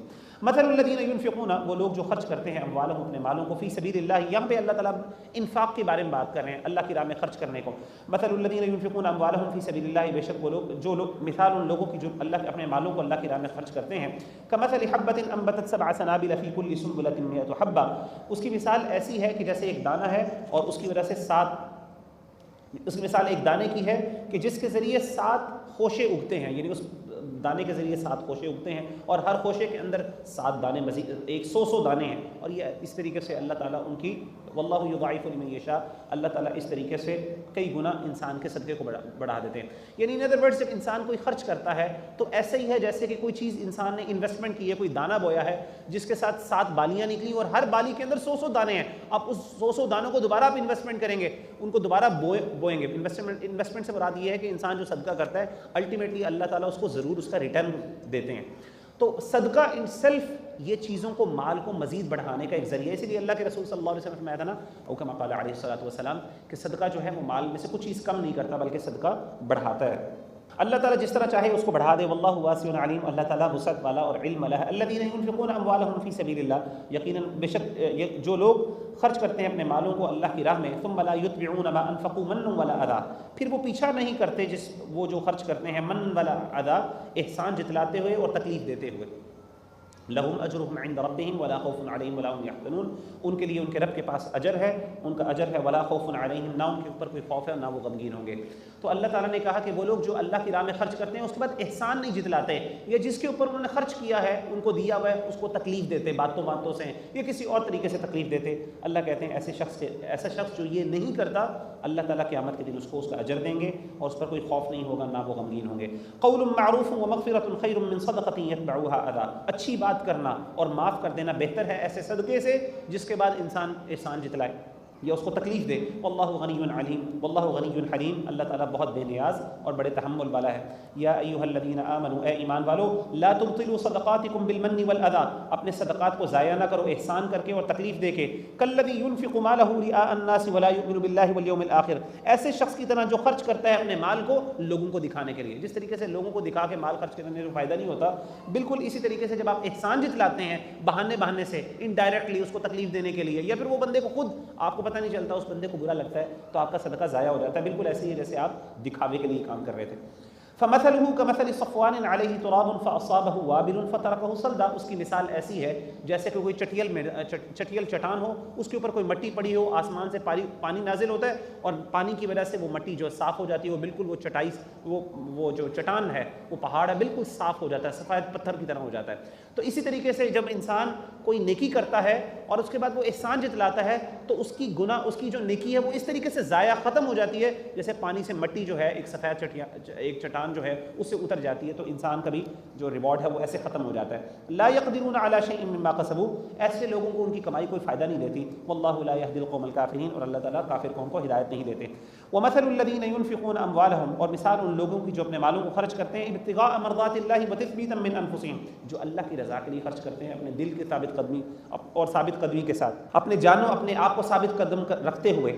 کمثل جنت، اس شخص کی ایسی مثال ہے ایسے باغ کی، بربوۃ اصابها وابل، جو بڑی بلند مقام پر ہو، اصابها وابل، اس کے اوپر بارش برسے، فآتت اکلها ضعفین، اور پھر وہ اس کو دگنا چگنا پھل دے، فإن لم يصبها وابل فطل، اور اگر اس پر بہت زیادہ بارش نہ بھی برسے تو ایٹ لیسٹ شبنم بھی اس کے لیے کافی ہو، تھوڑا سا پانی بھی اس کے لیے کافی ہو۔ واللہ بما تعملون بصیر، اللہ تعالیٰ جو تم عمل کرتے ہو خوب دیکھنے والا ہے۔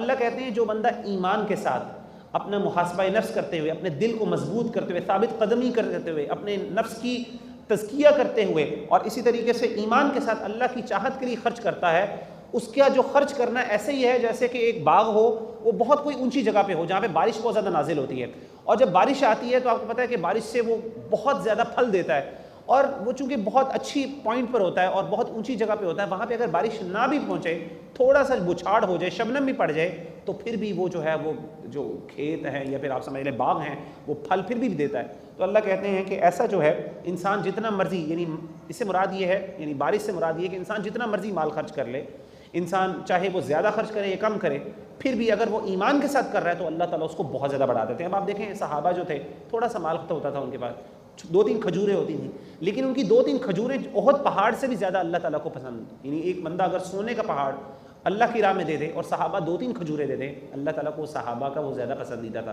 ان کا ایمان، ان کا تقوی اور اللہ کی ان کی جو چاہت تھی اس کی وجہ سے۔ اَيَوَدُّ أَحَدُكُمْ أَن تَكُونَ لَهُ جَنَّةٌ مِّن نَخِيلٍ وَأَعْنَابٍ، کیا تم چاہتے ہو، کیا چاہتا ہے تم میں سے کوئی کہ اس کے لیے ایک باغ ہو کھجوروں کا اور انگوروں کا، اس کے نیچے سے تجری من تحتها الانہار، اس کے نیچے سے نہریں بہیں، لہو فیہا من کل الثمرات، اس باغ میں اس کے لیے ہر قسم کے پھل ہوں، واصابہ الکبر ولہ ذریۃ ضعفاء، اور وہ بوڑھا ہو جائے اور اس کے چھوٹے چھوٹے کمزور بچے ہوں، فاصابہ اعصار فیہ نار فاحترقت، پھر اچانک کیا ہو کہ ایک آگ کا بگولا آئے اور وہ پورے اس کو باغ جل جائے پورا۔ کذالک یبین اللہ لکم الآیات لعلکم تتفکرون، اللہ تعالیٰ اپنی آیات کو اس طریقے سے بیان کرتے ہیں تاکہ تم غور و فکر کرو۔ اس آیت میں علماء بیان کرتے ہیں یہ اس بندے کی مثال ہے جو اپنی پوری زندگی اچھے عمل کرتا رہتا ہے لیکن بڑھاپے میں آ کے وہ برے کام کرنا شروع کر دیتا ہے۔ اس سے نقصان کیا ہوتا ہے کہ اس سے اور ایسے کام کرنا شروع کر دیتا ہے جس سے اس کے اچھے اعمال بھی ضائع ہو جاتے ہیں۔ یاد رکھیں کچھ ایسے اعمال ہیں جن کی وجہ سے اس انسان کی اچھائیاں ضائع ہو جاتی ہیں، تو ایسے اعمال سے انسان کو بچنا چاہیے۔ کئی ایسے ہیں جس میں شرک بھی ہے اور بھی ایسے اعمال ہیں، تو یہ اعمال سے اللہ تعالیٰ نے کہا اس کی مثال ایسی ہے کہ بندہ پوری زندگی اس نے باغ تیار کیا، انویسٹمنٹ کی، اپنے بچوں کے لیے ایک تیار کی، کیا نام ہے، ایک پورا جمع پونجی کی، بچے بیچارے ضرورت مند بھی ہیں، کمزور بھی ہیں، وہ خود بوڑھا ہو گیا ہے، اب سب سے زیادہ ان کے بچوں کو اس مال کی ضرورت ہے، لیکن ہوا کیا کہ اچانک اللہ کی طرف سے ایک آگ آئی اور آگ کی وجہ سے وہ پورا باغ جو ہے وہ جل گیا۔ تو جس طریقے سے وہ بیچارہ بالکل یعنی لاوارث ہو جاتا ہے اور اس کے بچے چھوٹے چھوٹے، وہ کدھر جائے؟ اللہ کہتے ہیں ایک بندہ جو بڑھاپے کے اندر آ کے برائیاں کرنا شروع کر دیتا ہے اور اچھائی کو چھوڑ دیتا ہے، اس کا بھی حال ایسا ہی ہے کہ جب عین ضرورت، جب اس کے باغ کی اصل اس کو ضرورت تھی تب وہ ختم ہو گیا۔ یا ایھا الذین آمنوا، اے ایمان والو، انفقوا من طیبات، خرچ کرو پاکیزہ چیزوں میں سے، ما کسبتم، جو تم کمایا، ومما اخرجنا لکم من الارض، اور جو ہم نے نازل کیا نکالا زمین میں سے تمہارے لیے، ولا تیمموا الخبیث منہ تنفقون ولستم بآخذیہ الا ان تغمضوا فیہ، اور تم اللہ کے راہ میں ایسی ردی چیز دینے کا ارادہ نہ کرو کہ ایسی ردی چیز وہ اگر تمہیں دی جائے تو تم کبھی لینا پسند نہیں کرو گے، یا اگر تم لوگے بھی تو بہت ناپسندیدگی کے ساتھ لوگے۔ تو یہاں پہ اللہ کہتے ہیں جب اللہ کی راہ میں خرچ کرنا ہے تو اچھی چیز خرچ کرو، یہ نہ ہو کہ گندی چیز، ردی چیز جو تمہیں لینا پسند کرے۔ یعنی آپ اپنے آپ کو، یہ کرائیٹیرین، ایک ٹیسٹ ہے کہ میں وہ چیز اللہ کی راہ میں خرچ کروں کہ اگر وہ مجھے دی جائے تو کیا میں وہ لینا پسند کروں گا؟ اگر تو آپ کہیں گے میں لینا پسند کروں گا تو آپ لیں، لیکن آپ کہیں گے میں نہیں لینا پسند کروں گا، یہ میں صرف تب لوں گا ایکسٹریم نیسیسٹی کے موقع پر، تو ایسی چیز اللہ کی راہ میں نہ خرچ کرو۔ اللہ تعالیٰ کو پاکیزہ چیزیں پسند ہیں۔ وَاعْلَمُوا أَنَّ اللَّهَ غَنِيٌّ حَمِيدٌ، اور خوب جان لو اللہ تعالیٰ بہت بے نیاز اور بہت تعریف کیا گیا ہے۔ الشیطان یعدکم الفقر ویأمرکم بالفحشاء، شیطان تمہیں خوف دلاتا ہے تنگ دستی کا اور تمہیں بے حیائی کا حکم دیتا ہے۔ واللہ یعدکم مغفرۃ منہ وفضلا، اللہ تم سے وعدہ کرتا ہے بخشش کا اور اپنے فضل کا۔ واللہ واسع علیم، اور اللہ تعالیٰ بہت وسعت والے اور علم والے ہیں۔ یؤتی الحکمۃ من یشاء، اللہ جس کو چاہتا ہے دنائی دیتا ہے۔ ومن یؤت الحکمۃ فقد اوتی خیرا کثیرا، اگر اللہ نے کسی کو حکمت عطا کر دی تو اللہ نے اس کو بہت بڑی خیر عطا کر دی۔ وما یذکر الا اولو الالباب، اور نہیں نصیحت پاتے مگر اہل عقل لوگ۔ وما انفقتم من نفقۃ او نذرتم من نذر فإن اللہ یعلم، جو بھی تم خرچ کرتے ہو یا جو بھی تم نظر مانگتے ہو اللہ کے لیے، فإن اللہ یعلم، اللہ اس کو خوب جانتا ہے۔ وما للظالمین من انصار، اور نہیں ظالموں کے لیے کوئی مددگار۔ ان تبدوا الصدقات فنعما ہی، اگر تم ظاہر کر دو اپنے صدقے کو تو اچھا ہے، وإن تخفوها وتؤتوها الفقراء فهو خير لكم، اگر تم اس کو چھپا کر دو اور تم محتاجوں کو دے دو تو زیادہ بہتر ہے تمہارے لیے۔ یعنی صدقہ لوگوں کے سامنے دینا بھی اچھا ہے، اس کا کئی دفعہ فائدہ ہو جاتا ہے، کیسے لوگ موٹیویٹ ہو جاتے ہیں، لیکن کئی دفعہ اگر آپ اس کو چھپا کے دو، جتنا آپ چھپا کے دو گے، یعنی خاموشی سے دو گے بغیر لوگوں کو پتہ بتائے، تو اللہ تعالیٰ کہتے ہیں وہ زیادہ تمہارے لیے فائدہ مند ہے۔ وَإِن تُخْفُوهَا وَتُؤْتُوها الْفُقَرَاءَ فَهُوَ خَيْرٌ لَكُمْ وَيُكَفِّرُ عَنْكُم مِّن سَيِّئَاتِكُمْ، اور اللہ تعالیٰ اس کے ذریعے تمہارے گناہوں کو معاف کر دے گا۔ وَاللَّهُ بِمَا تَعْمَلُونَ خَبِيرٌ، اللہ تعالیٰ جو تم کرتے ہو اس سے خوب خبردار ہے۔ لَيْسَ عَلَيْكَ هُدَاهُمْ، نہیں ہے تم پر ان کو ہدایت دینا، اے نبی صلی اللہ علیہ وسلم آپ پر نہیں کہ آپ لوگوں کو اپنی مرضی سے ہدایت دینے، ولیکن اللہ یہدی من یشاء، لیکن اللہ جس کو چاہتا ہے ہدایت دیتا ہے۔ وما تنفقوا من خیر فلانفسکم، جو بھی تم خرچ کرتے ہو خیر میں سے، بھلائی میں سے، اس کا فائدہ تمہیں ہی ہے۔ وما تنفقون الا ابتغاء وجه اللہ، تمہیں چاہیے تم صرف اللہ کی راہ میں خرچ کرو کیونکہ اس کا یہ اصل فائدہ ہے۔ وما تنفقوا من خیر یوفى الیکم وانتم لا تظلمون، اور تم جو بھی مال میں سے خرچ کرو اس کا تمہیں پورا پورا بدلہ دیا جائے گا اور تمہارے ساتھ کوئی زیادتی نہیں کی جائے گی۔ للفقراء الذین احصروا فی سبیل اللہ، صدقہ کن کو دینا چاہیے؟ ان لوگوں، اب یہ دیکھیں یہاں پہ پتہ چلتا ہے اللہ تعالیٰ بتاتے ہیں کہ اصل میں فقراء یعنی صدقے کے اصل حقدار کون ہیں؟ وہ فقیر جن کو روک لیے گئے، جو روک لیے گئے فی سبیل اللہ، اللہ کی راہ میں، لا یستطیعون ضربا، وہ استطاعت نہیں رکھتے کہ وہ اللہ کی زمین پہ چل پھر کے کما سکیں۔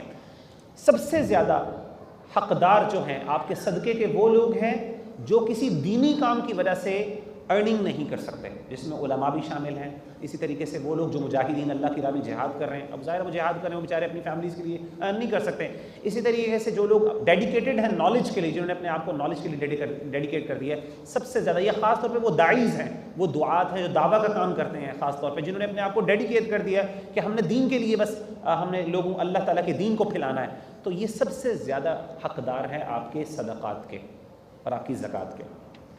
زکوٰۃ کی اوبیسلی وہ آ جاتی ہیں، وہ اس کے اسپیسیفک ایکسپینڈیچرز آ جاتے ہیں، مینلی صدقات۔ لا يستطيعون ضربا في الارض يحسبهم الجاهل اغنياء من التعفف، اللہ کہتے ہیں ایسے لوگ جو ہیں جو اللہ کی راہ میں محنت کر رہے ہوتے ہیں، ان کی نشانی کیا ہے؟ اللہ کہتے ہیں کوئی جاہل، ایک جاہل سمجھتا ہے اغنیاء، اس کو دولت مند سمجھتا ہے، يحسبهم الجاهل اغنياء من التعفف، ایک جاہل آدمی سمجھتا ہے کہ یہ بڑا مالدار ہے، اس کو ضرورت نہیں ہے، وہ بیچارہ کبھی مانگتا نہیں ہے، تو لوگ سمجھتے ہیں کہ اس کو ضرورت نہیں ہے کسی چیز کی، یا پھر اس کا ایک آنر ہوتا ہے، ایک ڈگنیٹی ہوتی ہے، وہ اس کی وجہ سے لوگ سمجھتے ہیں یار بڑا غنی آدمی ہے۔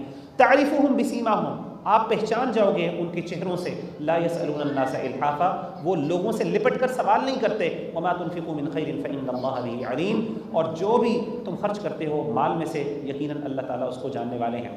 تو یہاں پہ اس آیت میں اللہ تعالیٰ نے بیان کیا ان لوگوں کے بارے میں جو خاص طور پہ اصل ڈیزرونگ ہے، اللہ کے دین کی وجہ سے وہ مصروف ہیں اور اس کی وجہ سے ان کو خرچ نہیں، ان کو موقع نہیں ملتا ارننگ کا، اور چونکہ وہ بڑے باعزت لوگ ہیں اسی لیے وہ لوگوں سے سوال بھی نہیں کرتے، اور فقراء اصل ایسے ہی ہونے چاہیے، اور ایسے لوگوں کو دینا چاہیے جو لوگوں کے پیچھے نہیں پڑے رہتے، ہمیشہ مانگتے رہتے ہیں، لپٹ لپٹ کے سوال نہیں کرتے، یا پھر جو خاموش رہتے ہیں، ان کے چہرے سے پتہ چلتا ہے، ان کے کپڑوں سے پتہ چلتا ہے کہ یار ان بندوں کو ضرورت ہے، ان کے حالات سے پتہ چل جاتا ہے کہ ایسے لوگوں کو ضرورت ہے، تو ایسے لوگوں کو اصل میں مال دینا چاہیے، اور خاص طور پہ یہ جو مانگنے والے پروفیشنل بیگرز ہوتے ہیں ان کو نہیں دینا چاہیے۔ تو یہاں پہ ہمارا انشاءاللہ آدھا پارہ مکمل ہوا۔ اللہ فرماتے ہیں الذین ینفقون اموالہم باللیل والنہار، وہ لوگ جو خرچ کرتے ہیں اپنے مالوں کو صبح اور شام، یا رات کو اور دن کو، سرا وعلانیۃ، چھپا کر بھی اور ظاہر کر کے بھی، لوگوں کے سامنے بھی، فلہم اجرہم عند ربہم ولا خوف علیہم ولا ہم یحزنون، ان کے لیے ان کے رب کے پاس ان کا اجر ہے، نہ ان کو کوئی خوف ہوگا اور نہ وہ غم ہوگا ان کو کوئی۔ الذین یأکلون الربا، وہ لوگ جو سود کھاتے ہیں، لا یقومون، نہیں وہ اٹھیں گے یا کھڑے ہوں گے، الا کما یقوم الذی یتخبطہ الشیطان من المس، سوائے ایسے شخص کے جو کھڑا ہوتا ہے اور جس کو شیطان نے چھو کے خبطی بنا دیا ہوتا ہے۔ ذالک بانہم، یہ اس لیے ہے کہ انہوں نے قالوا انما البیع مثل الربا، انہوں نے کہا کہ تجارت بھی تو سود کی ایک قسم ہے، وَأَحَلَّ اللَّهُ الْبَيْعَ وَحَرَّمَ الرِّبَا، انہوں نے کہا کہ لیکن اللہ نے جواب دیا کہ اللہ تعالیٰ نے تجارت کو حلال کیا ہے اور سود کو حرام کیا ہے۔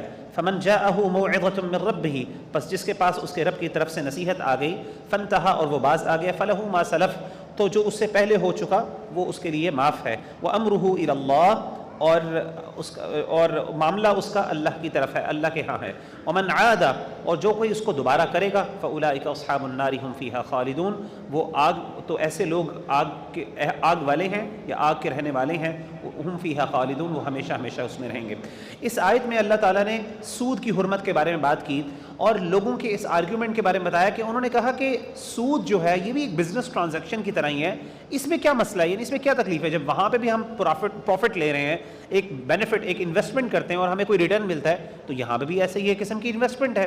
تو اللہ تعالیٰ نے اس آرگیومنٹ کا جواب ہی نہیں دیا، بلکہ اللہ نے کہا یہ ایسا آرگیومنٹ ہے کہ جیسے ایک بندے کو کسی بندے کو شیطان نے خبطی بنا دیا، پاگل بنا دیا ہے، اور اس کو سمجھ ہی نہیں آ رہی، وہ بے عقل آدمی ہے، یعنی اللہ نے اس ایسے سوال کا جواب دینا ہی پسند نہیں کیا اور کہا ساری باتیں چھوڑو، سمجھ آتی ہے نہیں آتی، بات یہ ہے کہ اللہ نے تجارت کو حلال کیا، سود کو حرام کیا ہے، ماننا ہے تو مانو، نہیں ماننا تو نہ مانو۔ اور پھر یہ بھی فرما دیا کہ اگر کوئی بندہ جو ہے اب کے بعد، کیونکہ سود جو ہے وہ بعد میں حرام ہوا، شروع میں اس کی اجازت تھی، اللہ تعالیٰ نے اس کو حرام نہیں کیا تھا، تو جو اس سے پہلے ہو چکا معاملہ وہ اب ختم ہے، اس کو تمہارے لیے معاف ہے، لیکن اس کے بعد اب دوبارہ کسی نے جو ہے وہ یہ معاملہ نہیں کرنا، جو کرے گا اس کے لیے جہنم ہے، آگ ہے، وہ اس میں ہمیشہ ہمیشہ رہے گا۔ یمحق اللہ الربا ویربی الصدقات، اللہ تعالیٰ سود کو مٹاتا ہے اور صدقات کو بڑھاتا ہے، واللہ لا يحب كل کفار اثیم، اور اللہ تعالیٰ نہیں پسند کرتا ہر کافر، کفر کرنے والے گناہ گار کو۔ ان الذین آمنوا وعملوا الصالحات، بے شک وہ لوگ جو ایمان لائے اور نیک اعمال کیے، واقاموا الصلاة وآتوا الزکاة، نماز قائم کی اور زکوٰۃ ادا کی، لہم اجرہم عند ربہم ولا خوف علیہم ولا هم یحزنون، ان کے رب کے پاس ان کے لیے اجر ہے ان کا، اور نہ وہ نہ ان کو کسی چیز کا خوف ہوگا اور نہ ہی وہ غمگین ہوں گے۔ یا ایھا الذین آمنوا، اے ایمان والو، اتقوا اللہ وذروا ما بقی من الربا ان کنتم مؤمنین، اللہ سے ڈر جاؤ اور جو چھوڑ دو جو بھی سود میں سے باقی رہ گیا ہے، ان کنتم مؤمنین، اگر تم سچے مومن ہو۔ یہ وہ آیت ہے جب یہ نازل ہوئی تو اللہ تعالیٰ، اللہ کے رسول صلی اللہ علیہ وسلم نے حکم دیا کہ اب اللہ نے حکم دے دیا ہے، اب جتنے بھی پرانے سود کی ٹرانزیکشن ہیں وہ سب معاف ہو گیا۔ ابھی کسی بندے کا مثال کے طور پہ اس وقت بھی کئی لوگوں نے سود کوئی ٹرانزیکشن کی تھی، ان کا کانٹریکٹ ابھی ختم نہیں ہوا تھا، اللہ کے رسول نے کہا نہیں، اب وہ سب ختم ہو گئے ہیں، جس کو بھی سود دینا تھا وہ اب سود نہیں دے گا۔ اور آپ صلی اللہ علیہ وسلم نے فرمایا کہ سب سے پہلے میں اپنی فیملی کا سود معاف کرتا ہوں، کسی کو ہماری فیملی کو سود ریٹرن نہیں کرنا، جو ان کے چچا وغیرہ نے یا ان کے چچاؤں میں سے کسی نے ایسے ایکچولی لیا ہوا تھا شروع میں، یا دیا ہوا تھا، سوری یعنی قرض دیا ہوا تھا، اس پہ وہ سود لے رہے تھے۔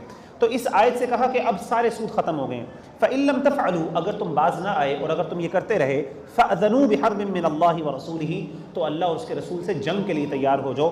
وَإِن تُبْتُمْ، اور اگر تم توبہ کر لیا، توبہ تم کر لو، فَلَكُمْ رُؤُوسُ أَمْوَالِهِمْ، تو اصل مال تمہارے لیے ہے۔ یعنی ان ادر ورڈز، اگر تم نے توبہ کر لی تو جو تمہاری اصل اماؤنٹ ہے جس کے اوپر تم سود لے رہے ہو، تم صرف وہ واپس لے سکتے ہو، سود واپس نہیں لے سکتے، ٹھیک ہے نا۔ ایک آپ کی اصل پرنسپل اماؤنٹ، جس کو اکاؤنٹنگ یا بزنس ٹرمز میں کہتے ہیں، آپ پرنسپل اماؤنٹ واپس لے سکتے ہیں، لیکن اس کے اوپر جو آپ کا انٹرسٹ بن رہا ہے اس کو واپس نہیں لے سکتے، آپ وہ آپ کے لیے جائز ہے۔ لا تظلمون ولا تظلمون، نہ تم ظلم کرو اور نہ تم پر ظلم کیا جائے گا۔ وَإِن كَانَ ذُو عُسْرَةٍ فَنَظِرَةٌ إِلَىٰ مَيْسَرَةٍ، اگر کوئی ہو قرض، اگر ہو کوئی تنگی والا، آپ نے کسی کو قرض دیا اور وہ تنگی میں بیچارہ، اس نے وعدہ کیا تھا کہ آپ کو ریٹرن کر دے گا، نہیں کر سکا، اللہ کہتے ہیں تو اس کو اس کی خوشحالی تک، فَنَظِرَةٌ إِلَىٰ مَيْسَرَةٍ، جب تک اس کے لیے خوشحالی ہے، جب تک اس کی خوشحالی تک اس کو تھوڑی سی مہلت دے دو۔ یاد رکھیے گا یہ لازم اور ضروری ہے، اللہ کی طرف سے حکم ہے کہ اگر ایک بندہ جو ہے وہ نہیں ریٹرن کر سکتا تو آپ اس کو، اگر وہ واقعی جینیون کیس ہے اور وہ واقعی نہیں اوائڈ کر رہا یا وہ آپ کو تنگ نہیں کر رہا، وہ بیچارہ واقعی مجبور ہو گیا، تو اللہ کا حکم آپ کے لیے یہ ہے، ہم سب کے لیے، کہ ہم اس کو مہلت دیں جتنی ہم مہلت دے سکتے ہیں۔ وَأَن تَصَدَّقُوا خَيْرٌ لَكُمْ، اگر تم اس کو صدقہ ہی کر دو، معاف ہی کر دو، کہو چلو ٹھیک ہے یار تمہارے لیے مشکل آ گئی، کوئی بات نہیں، میں تم سے پیسے نہیں لیتا واپس، ان کنتم تعلمون، تو تمہارے لیے بہتر ہے اگر تم جانتے ہو۔ وَاتَّقُوا يَوْمًا تُرْجَعُونَ فِيهِ إِلَى اللَّهِ، ڈر جاؤ اس دن سے جس دن تم لٹائے جاؤ گے، جس میں تمہیں لٹایا جائے گا اللہ کی طرف۔ ثُمَّ تُوَفَّىٰ كُلُّ نَفْسٍ مَّا كَسَبَتْ وَهُمْ لَا يُظْلَمُونَ، پھر اس دن ہر جان کو پورا بدلہ دیا جائے گا جو اس نے کمایا اس کا، وَهُمْ لَا يُظْلَمُونَ، اور وہ ظلم نہیں کیے جائیں گے۔ یا اب یہاں پہ اللہ تعالیٰ آگے اس رکوع میں اللہ تعالیٰ کچھ ٹرانزیکشن کے معاملات کو بتا رہے ہیں، کچھ آداب بتا رہے ہیں۔ یہ بڑے اہم آیت ہے، اس میں میں تھوڑا سا ٹائم لگاؤں گا چونکہ ہمارے روز مرہ کے مسائل ہیں اور اس کے نہ سمجھنے کی وجہ سے ہم بہت سے مسائل کا ہمیں مسائل پیش آتے ہیں۔ یا ایھا الذین آمنوا، اے ایمان والو، اذا تداینتم بدین، جب بھی تم قرض کا لین دین کرو، الی اجل مسمى، ایک مقررہ وقت تک، فاکتبوہ، تو تم اس کو لکھ لو، ایک مقررہ آپ نے ایک ٹرانزیکشن کی ہے اس کو لکھو۔ وَلْيَكْتُبْ بَيْنَكُمْ كَاتِبٌ بِالْعَدْلِ، اور چاہیے کہ تمہارے درمیان لکھنے والا عدل سے کام لکھے۔ وَلَا يَأْبَ كَاتِبٌ أَن يَكْتُبَ كَمَا عَلَّمَهُ اللَّهُ، اور نہ انکار کرے لکھنے والا کہ وہ لکھے جو اللہ نے اس کو سکھایا ہے، تو چاہیے کہ وہ لکھے۔ ان ادر ورڈز، سمپل میں اللہ تعالیٰ یہ فرما رہے ہیں کہ جب بھی کوئی قرض کا لین دین کا معاملہ ہو تو ہمیشہ اس کو لکھے، اور جس بندے کو لکھنا آتا ہے، کیونکہ اس زمانے میں لکھنا ہر بندے کو نہیں آتا تھا، اور بعض اوقات ماڈرن ٹائمز میں بھی آپ کو پتہ ہے کہ ایک قانونی تحریر ہوتی ہے اور ایک ہوتی ہے عام تحریر۔ تو عام طور پہ قانونی تحریر ہر بندے کو نہیں آتی کہ قرض لکھنے کے لیے، جیسے اسٹام فروش ہوتے ہیں، آپ کو پتہ ہے ان کو ایک اسپیشل ورڈز آتے ہوتے ہیں کہ اگر آپ نے قرض لینا ہے تو آفیشیل کیا ڈاکیومنٹ ہوتا ہے، اس میں کس طریقے سے تحریر کی جاتی ہے۔ تو اللہ کے رسول اللہ تعالیٰ فرماتے ہیں کہ اگر آفیشیلی کوئی ڈاکیومنٹ بناؤ، یہ ضروری ہے، یہ تمہارے لیے بہتر ہے، اور جو لکھنے والا ہے اس کو نہیں چاہیے کہ وہ بہانے کرے کہ میں نہیں لکھ سکتا، بلکہ اس کو مدد کرنی چاہیے اور اس کو لکھنا چاہیے اس طریقے سے جس طرح اللہ نے اس کو سکھایا۔ وَلْيُمْلِلِ الَّذِي عَلَيْهِ الْحَقُّ، اور چاہیے کہ لکھوائے وہ جس کے اوپر حق ہے، یعنی جو مقروض ہے۔ عام طور پہ کیا ہوتا ہے، لکھواتا کون ہے؟ جس نے پیسے دیے ہوتے ہیں، ٹینشن اس کو ہوتی ہے۔ اللہ حکم کس کو دے رہے ہیں لکھوانے کی؟ جس نے پیسے لیے ہیں، بھائی تم لکھو، یعنی اللہ تعالیٰ ایکولی رسپانسبل اس کو ٹھہرا رہے ہیں جو بندہ پیسے لے رہا ہے۔ عام طور پہ وہ بندہ سمجھتا ہے کہ یاد کروانے کا کام کس کا ہے، وہ جس کے پیسے ہیں، ہمیں یاد نہیں رہتا۔ اللہ کہتے ہیں تمہیں زیادہ کنسرن ہونا چاہیے کہ میں نے پیسے واپس کرنے ہیں، تم لکھو، لکھواؤ تم۔ وَلْيَتَّقِ اللَّهَ رَبَّهُ، اور چاہیے کہ وہ اللہ سے ڈرے، وَلَا يَبْخَسْ مِنْهُ شَيْئًا، اور وہ کسی چیز کی کمی نہ کرے، بالکل صحیح عدل اور انصاف کے ساتھ لکھے۔ فَإِنْ كَانَ الَّذِي عَلَيْهِ الْحَقُّ سَفِيهًا أَوْ ضَعِيفًا أَوْ لَا يَسْتَطِيعُ أَنْ يُمِلَّ هُوَ فَلْيُمْلِلْ وَلِيُّهُ بِالْعَدْلِ، اگر کوئی ایسا بندہ ہو جو اگر مقروض جس کے حق پر ہے، جس نے قرضہ واپس کرنا ہے، اگر وہ بیچارہ بے وقوف ہے یا وہ بھی ناتواں ہے، کمزور ہے، بچہ ہے، اس کو لکھنا نہیں آتا، یا اس کو یہ طریقہ نہیں آتا یا وہ اس کی طاقت نہیں رکھتا تو وہ لکھوائے، اس سے چاہیے کہ وہ لکھوائے. وَهُوَ فَلْيُمْلِلْ وَلِيُّهُ بِالْعَدْلِ، یعنی وہ استطاعت نہیں رکھتا کہ وہ لکھوا سکے اس کو، تو اس کا ولی جو ہے اس کے حق میں عدل کے ساتھ لکھے. تو اگر فار ایگزامپل آپ لکھ نہیں سکتے، آپ کو کوئی وجہ ہے، تو آپ کا ولی جو ہے کوئی بندہ ہے اس کا گارڈین اس کو لکھ دے. مثال کے طور پہ خواتین ہے، جیسے مثال کے طور پہ اگر خواتین سے لکھوانا ہے، اب خواتین شاید ان کو وہ جو بزنس کے معاملات نہیں شاید اتنے پتہ ہوتے، تو ان کو چاہیے کہ جو ان کا گارڈین ہے، ان کا بھائی ہے، ان کا والد ہے، وہ انوالو ہو اور وہ لکھوائے ان چیزوں کو. وَاسْتَشْهِدُوا شَهِيدَيْنِ مِن رِجَالِكُمْ، اور چاہیے کہ تم گواہ بنا لو 2 گواہوں کو مردوں میں سے. فَإِن لَمْ يَكُونَا، اب مردوں کو کیوں کہا؟ کیونکہ ظاہر ہے بزنس ٹرانزیکشن ہے، اس کے اندر عام طور پہ مردوں کو ان معاملات کا زیادہ پتہ ہوتا ہے، تو بہتر یہ ہے کہ مردوں کو گواہ بناؤ. فَإِن لَمْ يَكُونَا رَجُلَيْنِ، اگر 2 مرد گواہ نہ بن سکے، فَرَجُلٌ وَامْرَأَتَانِ، تو 1 مرد اور 2 عورتوں کو بنا لو. ممن ترضون، جو تم پسند کرتے ہو، یعنی جو تمہارے لیے بہتر ہیں کہ یہ لوگ سمجھنے والے لوگ ہیں. من الشہداء، گواہوں میں سے، ان تضل احداہما، کیوں 2 عورتوں کو کہ اگر ایک عورت بھول جائے تو دوسری فتذکر احداہما الاخری، تو دونوں میں سے ایک اس کو دوسری کو یاد کرا دے. ولا یأبى الشہداء اذا ما دعوا، اور نہ ہی گواہ انکار کریں جب ان کو بلایا جائے گواہی دینے کے لیے. ولا تسأموا، اور نہ تم سستی کرو، ان تکتبوه صغیرا او کبیرا الى اجل، چاہے معاملہ چھوٹا ہو یا بڑا ہو، چاہے معاملہ تھوڑے ٹائم کے لیے ہو یا زیادہ ٹائم کے لیے ہو، یا چھوٹا معاملہ ہو یا بڑا معاملہ ہو، اس کے لیے تم اس سے یعنی سستی نہ کرو لکھنے کے لیے. اب یہ جو ابھی آیت آگے چل رہی ہے، یہ جو آیت میں اللہ تعالیٰ نے بات کی ہے، احکامات لازم کی، یہ بہت اہم ہے ہمارے لیے. دیکھیں ہم قرض دیتے ہیں نا، جب عام طور پہ لوگ کس سے قرض لیتے ہیں؟ جو جاننے والے ہوتے ہیں. ایسے ہی قرض بھی وہی دیتا ہے جو جاننے والا ہوتا ہے، جو نہیں جانتا وہ قرض نہیں دیتا. اب اکثر اوقات جب آپ قرض لے رہے ہوتے ہیں تو آپ کا جس بندے سے آپ قرض کا معاملہ کر رہے ہوتے ہیں، آپ کی اس کے ساتھ رشتہ داری ہوتی ہے، اور رشتہ داری کی وجہ سے یہ ہوتا ہے مروت آتی ہے، آپ کو تھوڑا سا نا لحاظ ہوتا ہے. آپ اگر اس سے کہو گے نا یار لکھ لیں، تو آپ کو اس طرح ہوتا ہے کہ یار وہ مائنڈ نہ کر جائے اس بات پہ. مثال کے طور پہ آپ نے اپنے ماموں سے، ایکچوئل میں میرے ساتھ ہوا کہ میں نے اپنے ماموں سے کچھ پیسے لیے، میرے استاذ بھی ہیں، میرے بہت قریبی ہیں، بہت میرے سب سے قریبی جو ماموں ہیں، ان سے میں نے کہا کہ مجھے تھوڑے پیسوں کی ضرورت ہے، مجھے ہیلپ کر دیں، مجھے پیسے دے دیں. انہوں نے کہا کہ میں پیسے تو دوں گا لیکن میں لکھواؤں گا. انہوں نے اپنی ایک ڈائری نکالی، انہوں نے باقاعدہ پرنٹ کر کے رکھے ہوئے تھے. انہوں نے کہا میں جب بھی کسی کو قرض دیتا ہوں میں اس میں کرتا ہوں. اس میں 2 گواہ بنے ہوئے تھے، جو قرآن نے کہا کہ 2 گواہ ہونے چاہیے. 2 گواہوں کی جگہ تھی، تحریر تھی، پیسوں کی اماؤنٹ تھی. انہوں نے لکھا، انہوں نے کہا لاؤ جی 2 گواہ بناؤ. کون ہوگا فیملی میں؟ ایک کو کسی اور کو بنا دیا، ایک اور ماموں کو، اور دوسرے ماموں کو گواہ بنا دیا. کہ اب مجھے تھوڑا سا برا لگا. میں نے کہا کہ آپ کو کہ مجھ پہ ٹرسٹ نہیں ہے، تو مطلب میں نے منہ سے تو نہیں کہا لیکن مجھے یہ تھوڑا سا فیل ہوا. اصل میں انہوں نے پھر مجھے خود ہی کہا، انہوں نے کہا اصل میں بات یہ کہ قرآن کہتا ہے کہ چھوٹا ہو چاہے بڑا معاملہ ہو، ان چیزوں کے اندر مروت نہیں آنی چاہیے انسان کو. یہ معاملات، پیسوں کے معاملات میں آپ کو 2+2 آپ بالکل کلیئر رہیں. کیوں ہوتا یہ ہے کہ ہم نہ لکھواتے نہیں ہیں، اور بعد میں کیا ہوتا ہے اللہ معاف کرے پھر بڑے بڑے جھگڑے برداشت کرتے ہیں. یعنی ہونا یہ چاہیے کہ اگر آپ کو اتنا ہی پرواہ ہے کہ اگلا مائنڈ نہ کر دے، تو پھر آپ اگر اگلے بندے نے بعد میں کوئی زیادتی کر دی آپ کے ساتھ، پھر آپ لڑائی بھی نہ کرو. وہاں پہ ہم کھل کے لڑائیاں کرتے ہیں، یہ کرتے ہیں وہ کرتے ہیں، جی اس تک تو میں نے تمہارا لحاظ رکھا تھا اسی لیے میں نے نہیں لکھوایا. اللہ تعالیٰ کہتے ہیں کہ پہلے ہی گواہ بناؤ اور لکھو اس کو کلیئرلی، سارا کچھ کرو تاکہ بعد میں تمہارے لیے مسئلہ نہ ہو. اب یہ کتنے اہم احکامات ہیں. ذالکم اقسط عند اللہ، یہ اللہ کے ہاں زیادہ انصاف کے قریب ہے. واقوم للشہادۃ، اور زیادہ قوی ہے گواہی کے اعتبار سے. وادنی اللہ ترتابوا، اور زیادہ قریب ہے کہ تم نہ شک کرو. یعنی شک سے بچنے کے لیے یہ معاملہ بہت بہتر ہے. شکوک و شبہات سے بچنے کے لیے یہ طریقہ ہمارے دین نے ہمیں سکھایا. الا ان تکون تجارۃ، اچھا یہ ہر قرض کے معاملے میں ہمارے دین کا اصول ہے لکھو. ہاں لیکن کچھ پیسوں کے معاملات ہوتے ہیں جس کے اندر آپ نے پیسوں کا لین دین کرنا ہے، جہاں پہ ٹائم پیریڈ انوالو ہوگا، پیمنٹ ڈیلیڈ پیمنٹ انوالو ہوگی، وہاں پہ لکھنا ضروری ہے. لیکن جہاں پہ نقدی پیمنٹ ہے، الا ان تکون تجارۃ حاضرۃ تدیرونها بینکم فلیس علیکم جناح، اگر معاملہ ہو ہاتھوں کا ہاتھ، یعنی ہاتھ کا لین دین ہو، نقدی لین دین ہو، تو اس وقت نہ لکھو تو کوئی حرج نہیں ہے. اگر میں نے پیسے لکھنے ہیں، ٹرانزیکشن ابھی کرنی ہے، یہ چیز لینی ہے جی، یہ موبائل خریدنا ہے، ساتھ ہی پیسے دینے، تو اب لکھنے کی ضرورت نہیں ہے. ہاں لیکن اگر میں کہتا ہوں کہ جی یہ پیسے میں موبائل ابھی لے رہا ہوں لیکن میں 1 مہینے بعد یا 2 مہینے بعد پیسے کروں گا، تو دین کہتا ہے اس کو لکھو. ٹھیک ہے، اس کا کوئی ایویڈنس ہونا چاہیے آپ کے پاس. وَأَشْهِدُوا إِذَا تَبَايَعْتُمْ، اور تم گواہ بنا لو جب تم آپس میں سودا کرو. اچھا سودا کرتے ہوئے، ٹرانزیکشن کرتے ہوئے، بزنس ٹرانزیکشن کرتے ہوئے بھی کیا کرو؟ گواہ بناؤ. لوگ وٹنس ہونے چاہیے وہاں پہ.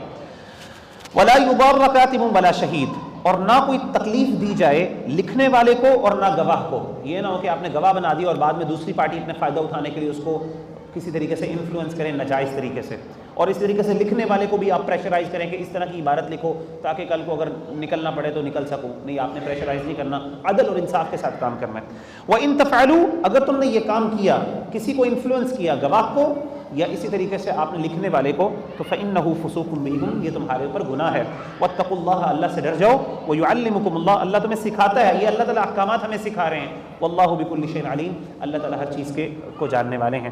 وإن کنتم علی سفر، اگر تم سفر میں ہو، ولم تجدوا کاتبا، تمہیں کوئی پروفیشنل یا کوئی تمہیں لیگل اسکریونر نہیں ملا جو لکھ سکتا ہے، فریحان مقبوضہ، تو تم رہن کا معاملہ کر سکتے ہو. تم قرض رہن کی بیسس پہ لے سکتے ہو، سیکیورٹی کے طور پہ رہن کی اجازت، رہن جو ہوتی ہے نا، آپ مورٹگیج جسے ہم کہتے ہیں، آپ وہ کر سکتے ہیں. فإن أمن بعضكم بعضا فليؤدي الذي اؤتمن امانته وليتق الله ربه ولا تكتموا الشهادة. اللہ تعالیٰ فرماتے ہیں اگر تمہارا آپس میں اعتماد ہے، ایک دوسرے پر اعتماد ہے، آپ کو پتہ ہے کہ ایک بندہ دھوکہ نہیں کر سکتا، تو فليؤدي الذي اؤتمن امانته. اب دیکھیں مثال کے طور پہ آپ سفر کی حالت میں، اب آپ کے پاس وہ حالات ہی نہیں ہے کہ آپ لکھ سکیں. اب ایک بندہ کہتا ہے یار میں لکھ تو نہیں سکتا، میرے پاس حالات نہیں ہے، ٹائم نہیں ہے، یا پھر میرے پاس ابھی وہ چیزیں نہیں ہیں، تو ایسا کرو میں تم پر اعتماد کرتا ہوں، اللہ کو گواہ بناتا ہوں کہ تم مجھے پیسے واپس کرو گے، چلو میں تم سے، وہ کہتا ہے میرے پاس سیکیورٹی کے لیے بھی کچھ نہیں ہے مثال کے طور پہ. تو اللہ تعالیٰ کہتے ہیں کہ اب ایسے موقع کے اوپر جس بندے کو اوپر امانت ٹرسٹ کیا گیا نا، اس کو چاہیے کہ وہ اللہ سے ڈرے، کہ اس کو اللہ پہ اس کو اللہ کا گواہ بنا کے ٹرسٹ. اس پہ ایک واقعہ بھی میں آپ کو سنانا چاہتا تھا، انشاءاللہ کبھی موقع ملے گا آپ کو سناؤں گا کہ کس طریقے سے جب انسان اللہ کو گواہ بنا لیتا ہے تو کس طریقے سے پھر اللہ تعالیٰ کی مدد بھی اس کے ساتھ ہوتی ہے، اور پھر اللہ تعالیٰ اس معاملے کو ذاتی طور پہ دیکھتے ہیں. وَلَا تَكْتُمُوا الشَّهَادَةَ، اور تم گواہی کو نہ چھپاؤ. وَمَن يَكْتُمْهَا فَإِنَّهُ آثِمٌ قَلْبُهُ، اور جس بندے نے گواہی کو چھپایا اس کا دل گناہگار ہے. وَاللَّهُ بِمَا تَعْمَلُونَ عَلِيمٌ، اور یقیناً اللہ تعالیٰ خوب جاننے والے ہیں جو تم عمل کرتے ہو. لِلَّهِ مَا فِي السَّمَاوَاتِ وَمَا فِي الْأَرْضِ، اللہ ہی کے لیے ہے آسمان و زمین. وَإِن تُبْدُوا مَا فِي أَنفُسِكُمْ أَوْ تُخْفُوهُ يُحَاسِبْكُم بِهِ اللَّهُ، تم جو بھی تمہارے نفس جو ہیں، تمہاری جانیں جو چھپائیں گی، جو ظاہر کریں گی، اللہ تو اس کا حساب لے لے گا. فَيَغْفِرُ لِمَن يَشَاءُ وَيُعَذِّبُ مَن يَشَاءُ، اللہ تعالیٰ جس کو چاہتا ہے وہ بخش دے گا. وَيُعَذِّبُ مَن يَشَاءُ، اور جس کو چاہے گا عذاب دے گا. وَاللَّهُ عَلَىٰ كُلِّ شَيْءٍ قَدِيرٌ، اللہ تعالیٰ ہر چیز پر قدرت رکھنے والے ہیں. آمن الرسول، ایمان لائے رسول علیہ الصلوۃ والسلام، بما انزل الیہ من ربہ والمؤمنون، جو نازل کیا گیا اس کی طرف، اس کے رب کی طرف سے. والمؤمنون، اور مومنون بھی ایمان لے کے آئے. کل آمن، ہر ایک ایمان لایا، باللہ، اللہ پر، وملائکتہ، اس کے فرشتوں پر، وکتبہ ورسلہ، اور کتابوں پر اور اپنے رسولوں پر. یاد رکھیے گا رسول سب سے پہلے ایمان لے کے آتا ہے، سب سے پہلے رسول اپنے اوپر ایمان لے کے آتے ہیں. اللہ کے رسول اپنے اوپر سب سے پہلے ایمان لے کے آئے کہ میں اللہ کا نبی ہوں. اور یاد رکھیے اس سے یہ پتہ چلا کہ مومنوں کا اور نبیوں کے اسلام میں کوئی فرق نہیں ہے. جو احکامات اللہ نے نبیوں کو حکم دیا عمل کرنے کے لیے، وہی امت کو حکم دیا. کوئی اسپیشل پریویلیجز نہیں دیے گئے سوائے ایک آدھے پریویلیجز دیے گئے ہیں، جیسے شادی کا معاملہ اللہ کے رسول صلی اللہ علیہ وسلم کے ساتھ ایک دو معاملات ہیں، وہ بھی دین میں بتا دیے گئے. ورنہ نبیوں سے زیادہ ایکسپیکٹڈ تھا کہ وہ دین پہ زیادہ فالو کریں اور عمل کریں. ہمارے یہاں الٹا ہوتا ہے، ہم سمجھتے ہیں جو بندہ اللہ کے زیادہ قریبی ہے نا، اس کو زیادہ عمل کرنے کی ضرورت نہیں ہے. جی ہمارے پیر صاحب ہیں، یہ بڑے قریبی ہیں، نہ نمازیں پڑھتے ہیں، نہ وہ اپنی صفائی کرتے ہیں، کچھ بھی نہیں رہتے. ہم کہتے ہیں جی یہ تو بڑے پہنچے ہوئے لوگ ہیں، ان کی ضرورت نہیں ہے نمازوں کی، روزوں کی، یہ تو ہم جیسے گناہ گار لوگوں کے لیے ضروری ہے. اللہ معاف کرے. اگر اس دنیا کے اندر کسی ایک ذات کو چھٹکارا مل سکتا نا کہ وہ دین پر عمل نہ کرے، وہ نبی صلی اللہ علیہ وسلم کی ذات تھی.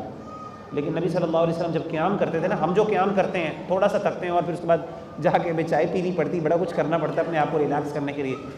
اللہ کے رسول صلی اللہ علیہ وآلہ وسلم جب قیام کرتے تھے، سورہ بقرہ شروع کرتے تھے، ایک رکعت میں سورہ بقرہ پڑھی، سورہ آگے آل عمران، سورہ نساء تک پہنچ گئے پہلی رکعت میں. حضرت عبداللہ بن عباس کھڑے ہوئے تھے ساتھ. عبداللہ بن عباس کہتے ہیں میں نے ساتھ جوائن کر لیا کہ میں بھی ساتھ جوائن کرتا ہوں، میں بھی آج قیام کرتا ہوں. تو کہتے ہیں میری تو بری حالت ہوگی. میں نے کہا میں کیسے سروائیو کر سکتا ہوں. اللہ کے رسول صلی اللہ علیہ وسلم کے پیر سوج جاتے تھے، اتنی عبادت کرتے تھے. اگر نبی کو، اگر چھٹکارا کسی کو مل سکتا تو نبی کو ملتا، لیکن نبی ہم سے کتنے زیادہ عمل کر رہے ہیں. اللہ نے کہہ دیا قم اللیل الا قلیلا، بس کریں تھوڑا ریلیکس رہیں. الٹا ماحول. تو نبی کیا کہہ رہے ہیں؟ نبی بھی ایمان لے کے آئے فرشتوں پر، کتابوں پہ، رسولوں پر. لا نفرق بین احد من رسلی، ہم کسی نبی کے درمیان فرق نہیں کرتے. اچھا یہ پہلے بھی بات میں نے پہلے بھی تلک سورۃ، جب ہم نے سپارہ شروع کیا تھا، چیپٹر شروع کیا تھا، اس وقت بھی میں نے فرق نہیں کیا، وضاحت نہیں کی. دیکھیں ہمارا ایمان ہے ہم نبیوں میں فرق نہیں کرتے. فرق کرنے کا مطلب کیا یہ ذرا سمجھیں. ایک ہوتا ہے کہ آپ فرق کریں، دونوں کو کمپیریزن کریں، کمپیئر کریں، یہ بھی نبی ہے یہ بھی نبی ہے، اور اس کے بعد آپ کمپیریزن شروع کر دیں. اسے کہتے ہیں فرق کرنا، جس کو ہمارے دین نے منع کیا. اور ایک ہے آپ جنرلی یہ بات کہیں کہ اللہ نے بعض کو بعض پہ فضیلت دی ہے، جیسے کہ اللہ کے رسول صلی اللہ علیہ وسلم کو سب سے زیادہ فضیلت دی. اللہ تعالیٰ نے اولو العزم پیغمبر جو تھے، حضرت نوح علیہ السلام، حضرت موسیٰ، حضرت ابراہیم، حضرت عیسیٰ، اللہ کے رسول صلی اللہ علیہ وسلم، 5 جو اولو العزم پیغمبر ہیں، اللہ نے ان کو فضیلت دی دوسروں پر جو اللہ نے دوسروں کو فضیلت نہیں دی.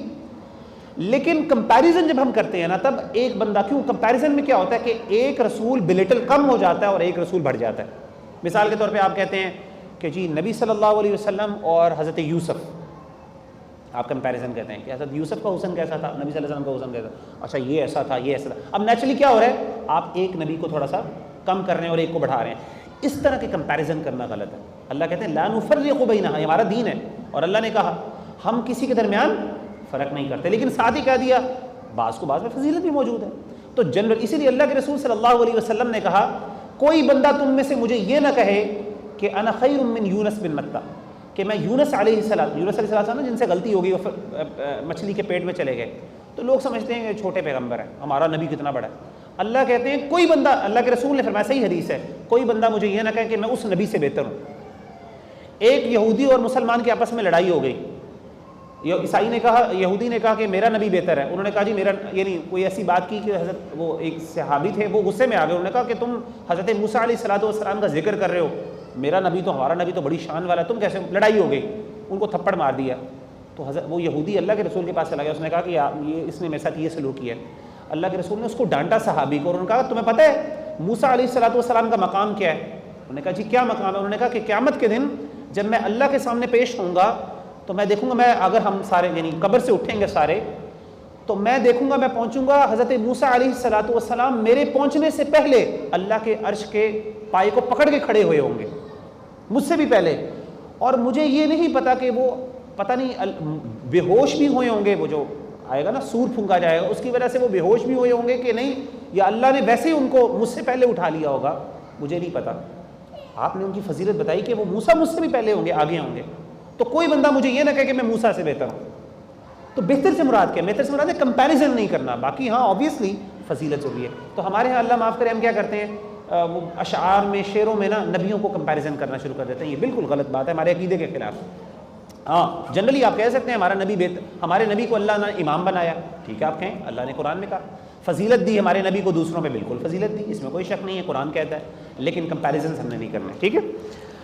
وقالوا سمعنا واطعنا، اور وہ کہتے ہیں ہم نے سن لیا اور ہم نے اطاعت کی. غفرانک، اے اللہ ہم تجھ سے بخشش مانگتے ہیں. ربنا والیک المصیر، ہے ہمارے رب اور تیری طرف لوٹنا ہے. لا یکلف اللہ نفسا الا وسعها، اللہ تعالیٰ کسی بھی جان پر اس کی طاقت سے زیادہ بوجھ نہیں ڈالتے. لہا ما کسبت وعلیہا ما اکتسبت، اس کے لیے لہا ما کسبت وعلیہا ما اکتسبت، جو نیکی کرے گا اس کو اجر پالے گا، جو برائی کرے گا اس کو اس کی سزا مل جائے گی. ربنا لا تؤاخذنا، اب اللہ تعالیٰ ہمیں دعائیں سکھا رہے ہیں کہ اے ہمارے رب تو ہمیں نہ مؤاخذہ کر، ہماری نہ پکڑ کر، ان نسینا او اخطانا، اگر ہم بھول جائیں یا ہم سے غلطی ہو جائے.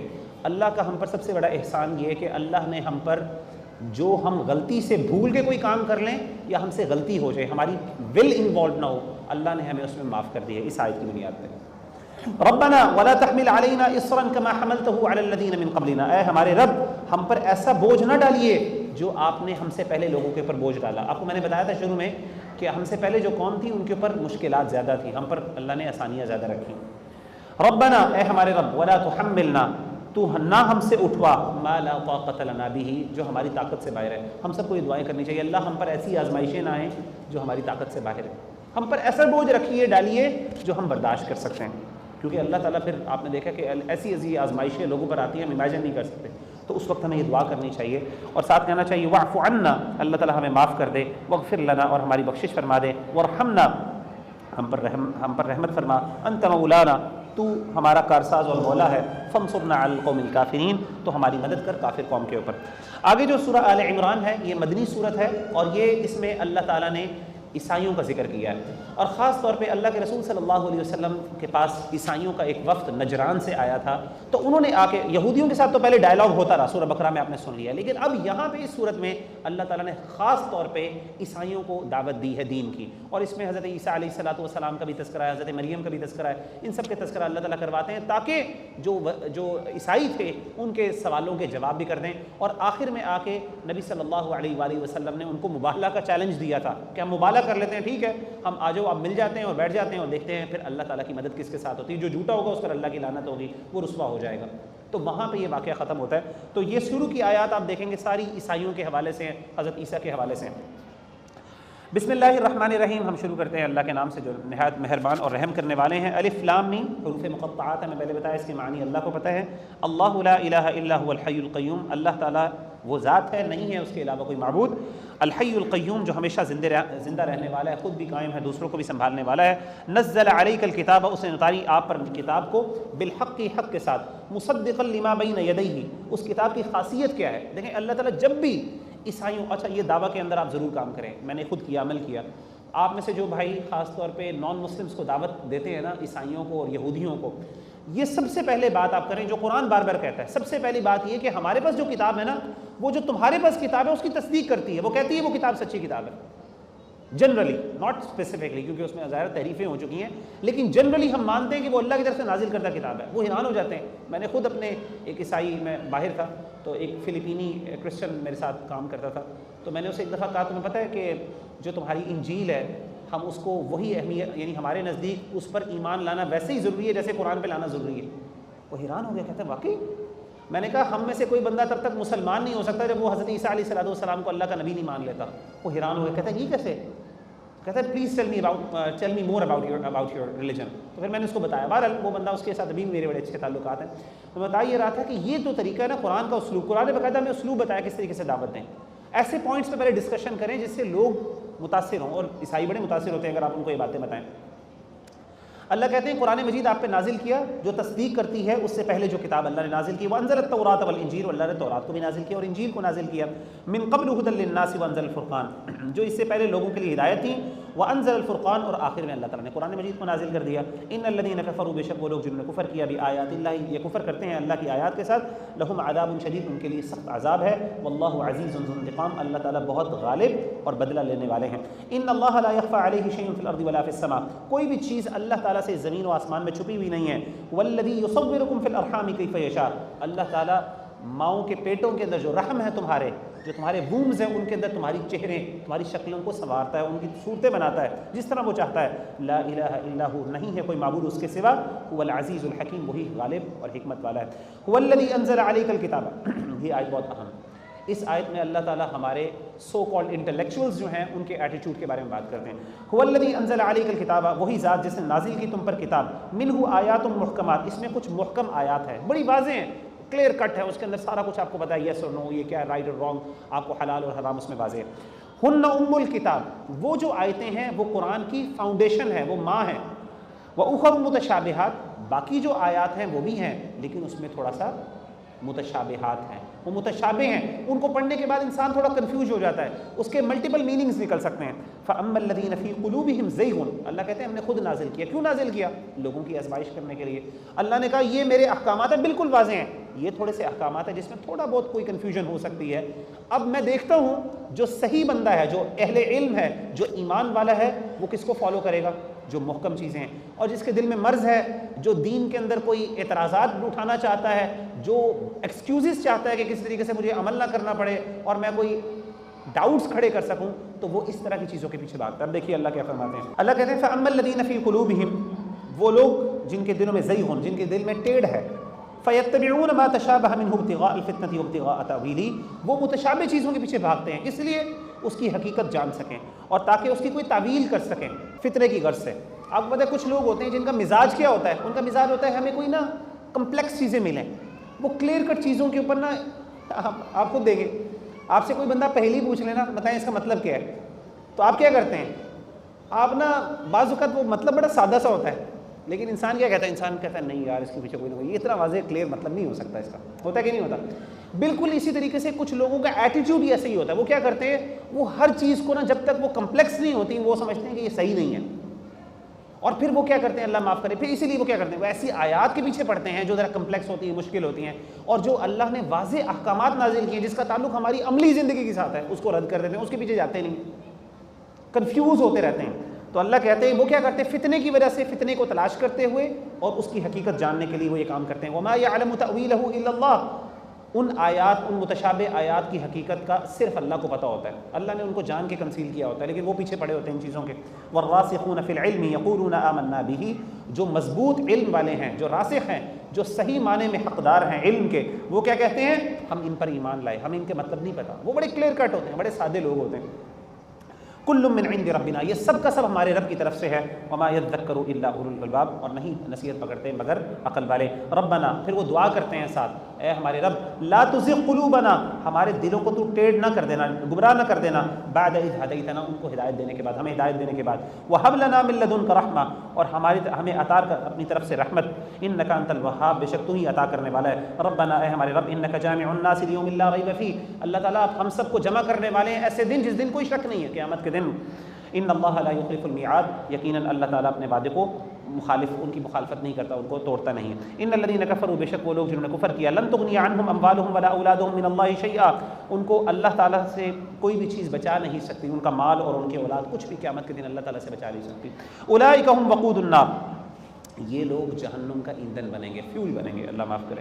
کدأب آل فرعون والذین من قبلہم، جیسے کہ آل فرعون، قوم فرعون اور اس سے پہلے جو لوگ گزرے، کذبوا بآیاتنا، انہوں نے ہماری آیتوں کو جھٹلایا، فأخذہم اللہ بذنوبہم، اللہ نے ان کے گناہوں کی وجہ سے ان کو پکڑ لیا، واللہ شدید العقاب، اللہ تعالیٰ بہت سخت عذاب دینے والے ہیں۔ قل للذین کفروا، بے شک کہہ دیجیے ان لوگوں کو، کفروا جنہوں نے کفر کیا، ستغلبون وتحشرون الی جہنم، یقیناً تم مغلوب ہو جاؤ گے، ایک وقت آئے گا کفر مغلوب ہو جائے گا، اسلام غالب آ جائے گا، وتحشرون الی جہنم، اور یہ بھی سمجھو کہ قیامت کے دن جہنم میں تمہیں اکٹھا کیا جائے گا، وبئس المہاد، اور کتنا ہی برا وہ بچھونا ہے اور ٹھکانہ ہے۔ قد کان لکم آیۃ فی فئتین التقطا، اللہ نے کہتے ہیں تمہارے پاس کوئی بندہ کہ اس کی کیا دلیل ہے، ان سے کہیں کہ ایک وقت آ چکا ہے بدر کا موقع، جس دن دو گروہ آپس میں لڑے، فئۃ تقاتل فی سبیل اللہ، ایک گروہ وہ تھا جو اللہ کی راہ میں لڑ رہا تھا، واخری کافرۃ یرونہم مثلہم رأی العین، اور دوسرا گروہ کافروں کا تھا جو کفر کے لیے لڑ رہا تھا۔ اللہ نے دونوں گروہوں کو ایک دوسرے سے بڑھ کے دکھایا۔ واللہ یؤید بنصرہ من یشاء، اللہ تعالیٰ مدد کرنے والے ہیں بنصر، اللہ تعالیٰ قوت دیتا ہے اپنی مدد کے ساتھ، من یشاء، جس کو چاہتا ہے۔ ان فی ذلک لعبرۃ لأولی الابصار، یقیناً اس واقعے میں بہت سبق ہے ابصار یعنی بہت بصیرت والے لوگوں کے لیے۔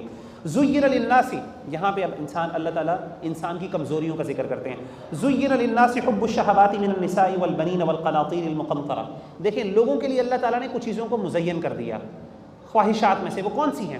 خواہشات کی محبت ہے، ہر بندہ ڈیزائرز کے پیچھے بھاگتا ہے نا، اور ڈیزائرز کن چیزوں سے نکلتی ہیں، اور جو سب سے زیادہ انسان کو پسندیدہ ہے ان میں سب سے پہلے عورتوں کا اللہ نے ذکر کیا، مردوں کے لیے سب سے بڑی کمزوری عورت، اس کے بعد بیٹے، والقناطیر المقنطرہ، پھر خزانے ڈھیر لگے ہوئے، من الذهب والفضہ، سونے اور چاندی کے، والخیل المسومہ، اور نشانوں والے گھوڑے، نشان والے گھوڑے، اور آج کل کے دور میں کیا کہہ سکتے ہیں ہم، گاڑیوں، مثلا ساروں کو گاڑیاں پسند ہیں، مجھے بھی گاڑی پسند، والانعام والحرث، اور اسی طریقے سے جانور، والحرث، اور کھیتیاں، ذالک متاع الحیات الدنیا، اللہ کہتے ہیں یہ دنیا کا متاع ہے، دنیا کی فائدے کی چیزیں ہیں، واللہ عنده حسن المآب، انسان کو فائدہ اٹھانا چاہیے، اللہ نے بنائی ہے انسان کو، جیسے میں نے پہلے کیا نا، اللہ نے نعمتیں دی ہیں اسے فائدہ اٹھائیں، لیکن یاد رکھیں کہ ہمیشہ اللہ کے پاس ہی اصل خوبصورت ٹھکانہ ہے، اصل جو ریٹرن ہے ہمارا وہ اللہ سے ہمیں ملے گا۔ قل، اے نبی کہہ دیجیے، انبئکم بخیر من ذالکم، کیا میں تمہیں کسی ایسی چیز کے بارے میں نہ بتاؤں جو اس سے بھی بہتر ہے، جو دنیا کی نعمتیں، للذین اتقوا عند ربہم، ان لوگوں کے لیے جو اپنے رب سے ڈرتے ہیں، اپنے رب کے پاس، ان کے رب کے پاس کیا ہے ان کے لیے؟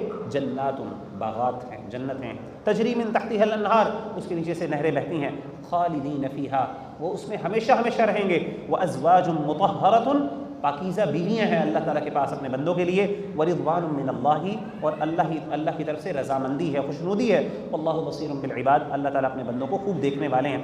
الذین یقولون ربنا اننا آمنا، وہ لوگ، اب اللہ تعالیٰ اہل ایمان کا تذکرہ کر رہے ہیں نا، جو تقویٰ کرتے ہیں، وہ کہتے ہیں ربنا، اے ہمارے رب، اننا آمنا، ہم ایمان لائے آپ پر، فاغفر لنا، ہمارے معاف کر دیجئے، ذنوبنا، ہمارے گناہوں کو، وقنا عذاب النار، اور ہمیں جہنم یعنی آگ کے عذاب سے بچا لیجئے۔ الصابرین، اہل تقویٰ کی نشانیاں کیا ہیں؟ الصابرین، ان کی کیریکٹرسٹک ہے، صبر کرنے والے ہیں، والصادقین، سچے ہیں، والقانتین، فرما بردار ہیں، والمنفقین، اور اس طریقے سے خرچ کرنے والے ہیں، والمستغفرین بالاسحار، اور سحری کے وقت استغفار کرنے والے ہیں۔ یہ کوالٹیز ہیں اہل تقویٰ کے لیے، صبر کرنے والے، اللہ کی طرف سے آزمائشیں آتی ہیں، سچ بولنے والے، اللہ کے فرما بردار، اللہ کی راہ میں خرچ کرنے والے، اور سحری کے موقع پر کون سی نماز ہے جی؟ تہجد کی نماز، اور قیام اللیل جو ہم تراویح کر رہے ہیں یہ بھی تہجد کی نماز ہے۔ شہید اللہ، گواہی دی اللہ نے، انہ لا الہ الا ہو، نہیں ہے کوئی معبود اللہ کے سوا، سب سے پہلے جس ذات نے اللہ کی وحدانیت کی گواہی دی وہ اللہ کی اپنی ذات ہے، اللہ نے سب سے پہلے گواہی دی، میں گواہی دیتا ہوں کہ اللہ کے سوا کوئی معبود نہیں، والملائکۃ، اس کے بعد فرشتے، واولو العلم، اور اہل علم علماء، والقائما بالقسط، اس بات کی کہ اللہ قائم ہے ساتھ انصاف کے، لا الہ الا ہو، نہیں کوئی معبود اس کے سوا، والعزیز الحکیم، وہی غالب اور حکمت والا ہے۔ ان الدین عند اللہ الاسلام، اللہ تعالیٰ کے ہاں دین اللہ کے نزدیک صرف اسلام، اور کوئی دین اللہ کے ہاں قابل قبول نہیں۔ وما اختلف الذین اوتوا الکتاب الا من بعد ما جاءهم العلم بغیا بینہم، اور نہیں انہوں نے اہل کتاب نے اختلاف کیا اس بارے میں سوائے علم کے آ جانے کے بعد سرکشی کرتے ہوئے آپس میں۔ ومن یکفر بآیات اللہ، جو اللہ کی آیات کے ساتھ کا انکار کرتا ہے، فإن اللہ سریع الحساب، یقیناً اللہ تعالیٰ بہت جلد حساب لینے والے ہیں۔ فإن حاجوک، پس وہ اگر آپ سے جھگڑا کرتے ہیں، فقل اسلمت وجہی للہ، تو کہہ دیجئے میں نے اپنا جھکا دیا اپنا چہرہ اللہ کے لیے، ومن اتبعن، اور جس نے بھی میری پیروی کی، وقل للذین اوتوا الکتاب، اور کہہ دیجئے اہل کتاب کے لیے، والامیین، اور ان پڑھ لوگوں کے لیے، مشرکوں کے لیے، اسلمتم، کیا تم اسلام لے کے آئے ہو، کیا تم اسلام لاتے ہو؟ فإن اسلموا، اگر وہ اسلام لے آئے، فقد اہتدوا، تو ہدایت پا جائیں گے، وإن تولوا فإنما علیک البلاغ، اگر وہ پھر جائیں انکار کر دیں تو کہہ دیجئے کہ میرے اوپر تو صرف پہنچانا تھا، واللہ بصیر بالعباد، اللہ تعالیٰ اپنے بندوں کو دیکھنے والا ہے۔ ان الذین یکفرون بآیات اللہ، بے شک وہ لوگ جو کفر کرتے ہیں اللہ کی آیات کے ساتھ، ویقتلون النبیین بغیر حق، اور جو قتل کرتے ہیں اپنے نبیوں کو بغیر حق کے۔ کون سی قوم مراد ہے جی یہاں پہ؟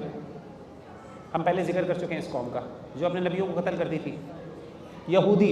اور یہودی کیا کہتے تھے؟ بڑے چیمپئن بنتے تھے نا کہ ہم تو صرف وہ باتیں مانیں گے جو ہمارے اوپر نازل ہوئے، ہم کسی اور کو نبی کو نہیں مانتے۔ تو اللہ نے کیا کہا تھا؟ تم اپنے نبیوں کو پھر قتل کیوں کیا تھا؟ اپنے نبیوں کے ساتھ زیادتیاں کیوں کی تھی پھر؟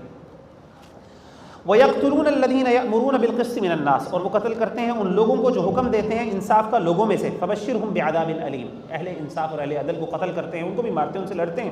فَبَشِّرْهُمْ بِعَذَابٍ أَلِيمٍ، ان کو خوشخبری دے دیجئے دردناک عذاب کی۔ أُولَٰئِكَ الَّذِينَ حَبِطَتْ أَعْمَالُهُمْ فِي الدُّنْيَا وَالْآخِرَةِ، یہ وہ لوگ ہیں جن کے اچھے اعمال دنیا اور آخرت کے سارے ضائع ہو جاتے ہیں، مٹا دیے جاتے ہیں۔ وَمَا لَهُم مِّن نَاصِرِينَ، اور نہیں ہے ان کو کوئی مدد کرنے والا، نہیں کوئی مدد کرنے والا تم میں سے ان کے لیے۔ أَلَمْ تَرَ إِلَى الَّذِينَ أُوتُوا نَصِيبًا مِّنَ الْكِتَابِ، کیا آپ نے نہیں دیکھا ان لوگوں کی طرف جن کو کتاب دی گئی، جن کو حصہ دیا ہے کتاب کا؟ یدعون الی کتاب اللہ، وہ بلائے جاتے ہیں اللہ کی طرف، وہ بلائے جاتے ہیں اللہ کی کتاب کی طرف، لیحکم بینہم، تاکہ وہ فیصلہ کرے ان کے درمیان۔ ثم یتولی فریق منہم وہم معرضون، پھر وہ پھر جاتا ہے ان میں سے ایک گروہ اور وہ اس سے منہ پھیرنے والے ہیں۔ تو یہاں پہ اللہ تعالیٰ ان لوگوں کا تذکرہ کر رہے ہیں اہل کتاب کا، جو بڑا یہ باتیں کرتے تھے کہ جی ہم تو اپنی کتاب کو ماننے والے ہیں اور ہمیں تو کتاب دی گئی ہے، ہمیں کیا قرآن کی ضرورت ہے، ہمیں کتاب اللہ کی کیا ضرورت ہے، ہمیں کیا نئے احکامات کی ضرورت ہے، ہمارے پاس تو اپنی کتاب موجود ہے۔ یہودی کہتے تھے ہمارے پاس تورات موجود ہے، ہمیں کیوں قرآن کی ضرورت ہے، انجیل ہمارے پاس، عیسائی کہتے تھے ہمارے پاس انجیل موجود ہے، ہمیں کیا نئے قرآن کی ضرورت ہے۔ اللہ کے رسول صلی اللہ علیہ وسلم نے فرمایا، اللہ تعالیٰ فرماتے ہیں اللہ کے رسول کو، اچھا اگر اتنی بات ہے تو پھر اپنے تورات پہ کیوں نہیں عمل کرتے؟ جب تمہیں بلایا جاتا ہے آؤ تورات پر عمل کرو، وہاں پہ تم پھر بھاگ جاتے ہو، اعراض کرتے ہو۔ تو اصل مسئلہ یہ نہیں ہے کہ تمہارے پاس کتاب ہے کہ نہیں، اصل مسئلہ ہے کہ تم نے ماننا نہیں ہے، تم نے عمل نہیں کرنا۔ ذالک بانہم، یہ اس لیے کہ انہوں نے کہا لن تمسنا النار الا ایاما معدودات، کہ نہیں ہمیں آگ چھوئے گی مگر کچھ گنتی کے دن۔ وغرہم فی دینہم، اور دھوکہ دیا ان کو، وغرہم فی دینہم ما کانوا یفترون، اور وہ ایسی من گڑت باتیں اپنے دین کے اندر دھوکے ڈال، یعنی وہ گڑتے رہتے ہیں ایسی باتیں، اور یعنی وہ ایسے من گڑت باتوں کے اندر وہ جو ہے نا پڑے رہتے ہیں۔ فکیف اذا جمعناہم لیوم لا ریب فیہ، پر کیا حال ہوگا اس دن جب ان کو ہم جمع کریں گے، اس دن جس دن کوئی شک نہیں، ووفیت کل نفس ما کسبت وہم لا یظلمون، اور اس دن پورا بدلہ دیا جائے گا ہر اس جان کو جس نے وہ کمایا، اور اس دن کوئی ظلم نہیں کیا جائے گا۔ قل اللہم مالک الملک، کہہ دیجئے اللہم اے اللہ، مالک الملک، تو بادشاہ ہے، تو اتل ملک، تو بادشاہت عطا کرتا ہے من تشاء، جس کو تو چاہتا ہے، وتنزع الملک ممن تشاء، اور تو تجھ سے بادشاہت لے لیتا ہے جس سے تو چاہتا ہے، وتعز من تشاء، تو عزت دیتا ہے جس سے تو چاہتا ہے، وتذل من تشاء، اور ذلت دیتا ہے جس کو تو چاہتا ہے، بیدک الخیر، تیرے ہاتھ میں ہی خیر ہے، انک علی کل شیء قدیر، تو ہی ہر چیز پر قدرت رکھنے والا ہے۔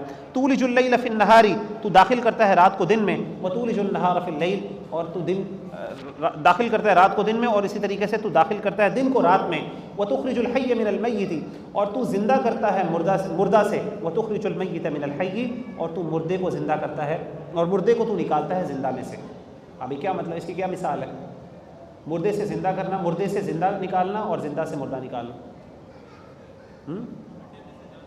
جیسے انڈے میں سے جان کا، ٹھیک ہے یہ بھی کہہ سکتے ہیں آپ، انڈے میں سے زندہ بچہ نکلتا ہے، اور اس طریقے سے بعض اوقات الٹا بھی ہوتا ہے کہ ایک زندہ ہے اس سے مردہ نکلتا ہے۔ جیسے مثال کے طور پہ کئی دفعہ آپ نے دیکھا ہے کہ ماں سے یعنی عورت سے بچہ پیدا ہوتا ہے وہ مردار ہوتا ہے۔ وترزق من تشاء بغیر حساب، اور تو رزق دیتا ہے جس کو تو چاہتا ہے بغیر حساب کے. لا يتخذ المؤمنون الكافرین اولیاء من دون المؤمنین، نہیں مومنوں کے لیے جائز، مسلمانوں کو نہیں چاہیے کہ وہ مومنوں کو چھوڑ کے مومنوں کے علاوہ کافروں کو اپنا دوست بنا لیں. ومن يفعل ذلك، جس نے یہ کام کیا، فليس من اللہ فی شیء، تو اس کو پھر اللہ تعالیٰ سے کوئی چیز بچا نہیں سکتی، پھر وہ اللہ تعالیٰ سے اسے کچھ ملے گا نہیں، اللہ تعالیٰ سے سوائے اس کو عذاب اور سختی. الا ان تتقوا منهم تقا، ہاں کوئی تدبیر کی وجہ سے وقتی طور پہ کوئی بندہ کرنا چاہے، اپنے آپ کو بچانا، ظلم و ستم سے بچانے کے لیے کرے تو ٹھیک ہے، وہ کر سکتا ہے. وَيُحَذِّرُكُمُ اللَّهُ نَفْسَهُ، اللہ تمہیں اپنی ذات سے ڈراتا ہے. وَإِلَى اللَّهِ الْمَصِيرُ، اور اللہ ہی کی طرف ٹھکانا ہے، لوٹنا ہے.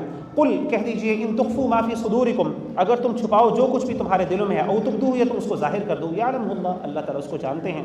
ویعلم ما فی السماوات وما فی الارض، اللہ تعالیٰ وہ بھی جانتے ہیں جو آسمان و زمین میں ہے. واللہ علی کل شیء قدیر، اور اللہ تعالیٰ ہر چیز پر قدرت رکھنے والے ہیں. یوم تجد کل نفس ما عملت من خیر محضرا، جس دن، قیامت کے دن، ہر نفس کو جو بھی اس نے کیا ہوگا سب کچھ سامنے اس کے مل جائے گا، جو اس نے عمل کیا ہوگا. وما عملت من سوء، جو برائی کا عمل کیا ہوگا وہ بھی اس کے سامنے موجود ہوگا. تود لو ان بینہا وبینہ امدا بعیدا، قیامت کے دن ایک بندہ کہے گا، ہائے کاش یہ جو میں نے عمل کیے ہیں میرے اور ان کے درمیان ایک لمبی جدائی ہو جائے. ویحذرکم اللہ نفسہ، اللہ تعالیٰ تمہیں اپنی ذات سے ڈراتے ہیں. واللہ رؤوف بالعباد، اللہ تعالیٰ بہت شفقت کرنے والے اپنے بندوں پر ہیں، اپنے بندوں پر بہت شفقت کرنے والے ہیں.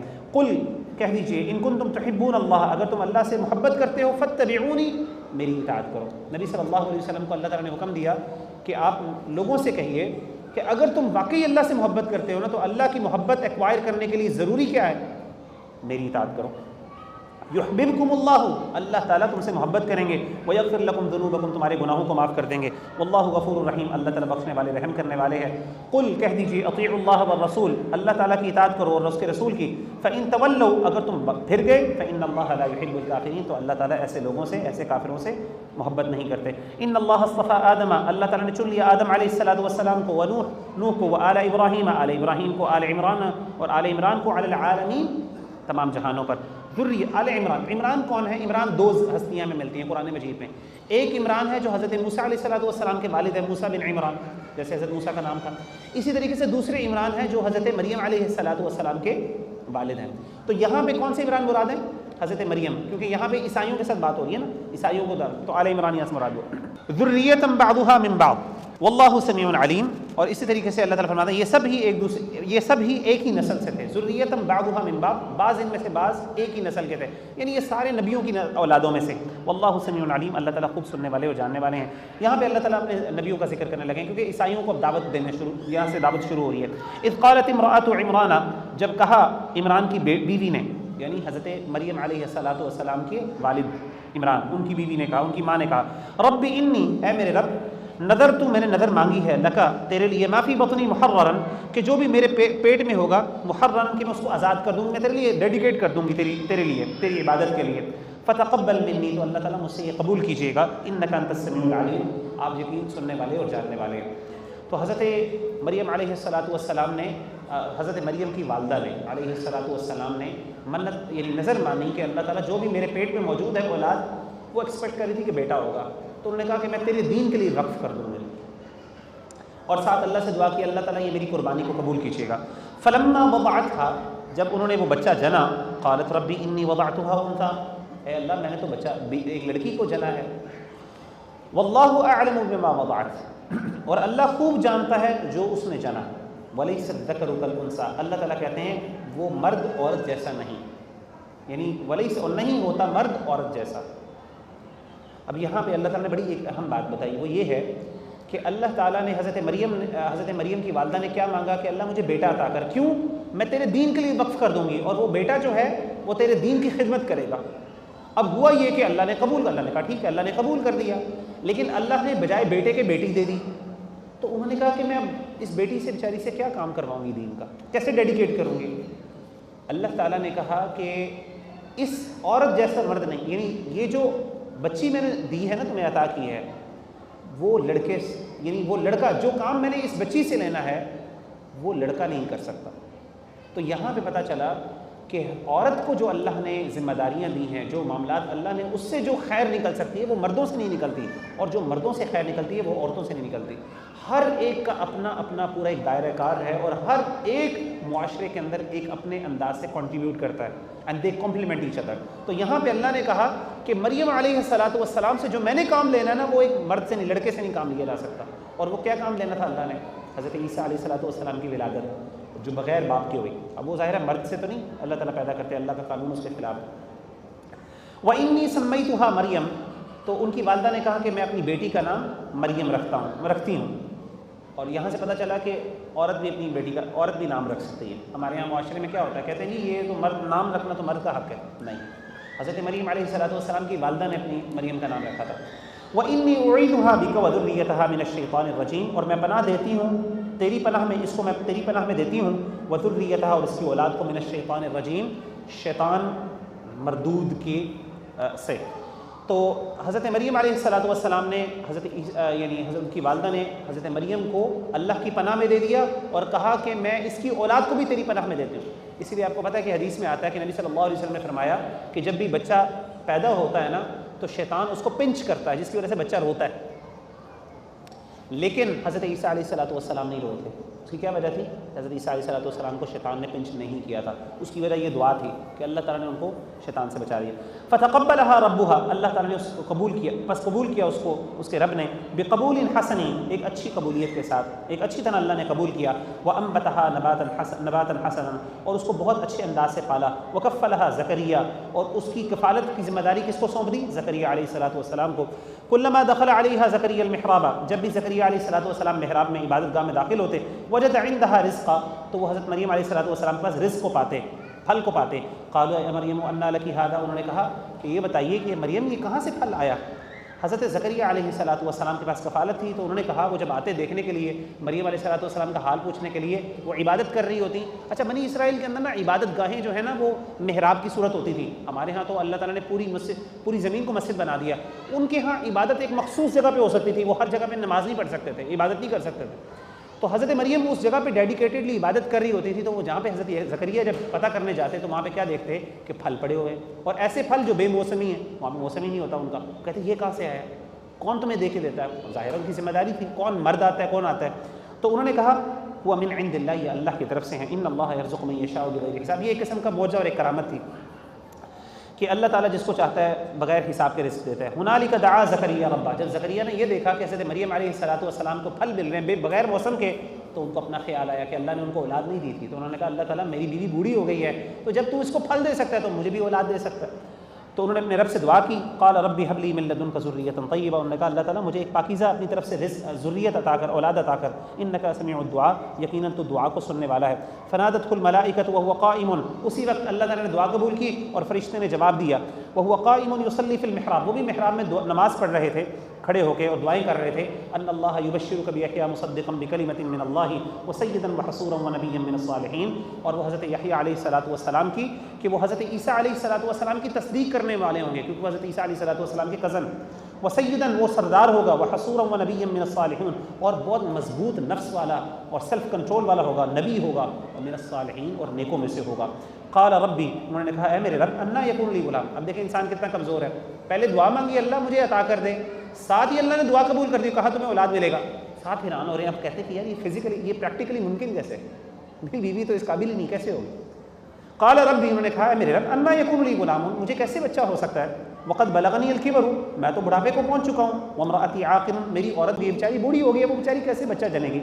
قال كذلك الله يفعل ما يشاء، اللہ تعالیٰ اس لیے چاہتا ہے جو چاہتا ہے وہ کرتا ہے۔ قال، اللہ تعالیٰ کے اپنے کام ہیں۔ قال رب اجعل لي آیہ، انہیں یقین نہیں آیا، انہوں نے کہا اللہ تعالیٰ پھر میرے لیے کوئی نہ نشانی بنا دیجیے۔ قال آیتک الا تکلم الناس ثلاثة ایام الا رمزا، اللہ نے فرمایا تمہاری نشانی یہ ہے، تمہارے لیے نشانی یہ ہے کہ تم نہیں لوگوں سے بات کر سکو گے 3 دن سوائے اشاروں کے، وَاذْكُرْ رَبَّكَ كَثِيرًا، اپنے رب کا ان دنوں کے اندر ذکر کرنا کثرت کے ساتھ، وَسَبِّحْ بِالْعَشِيِّ وَالْإِبْكَارِ، اور شام اور صبح کو کیا کرنا، تسبیح اس کی بیان کرنا۔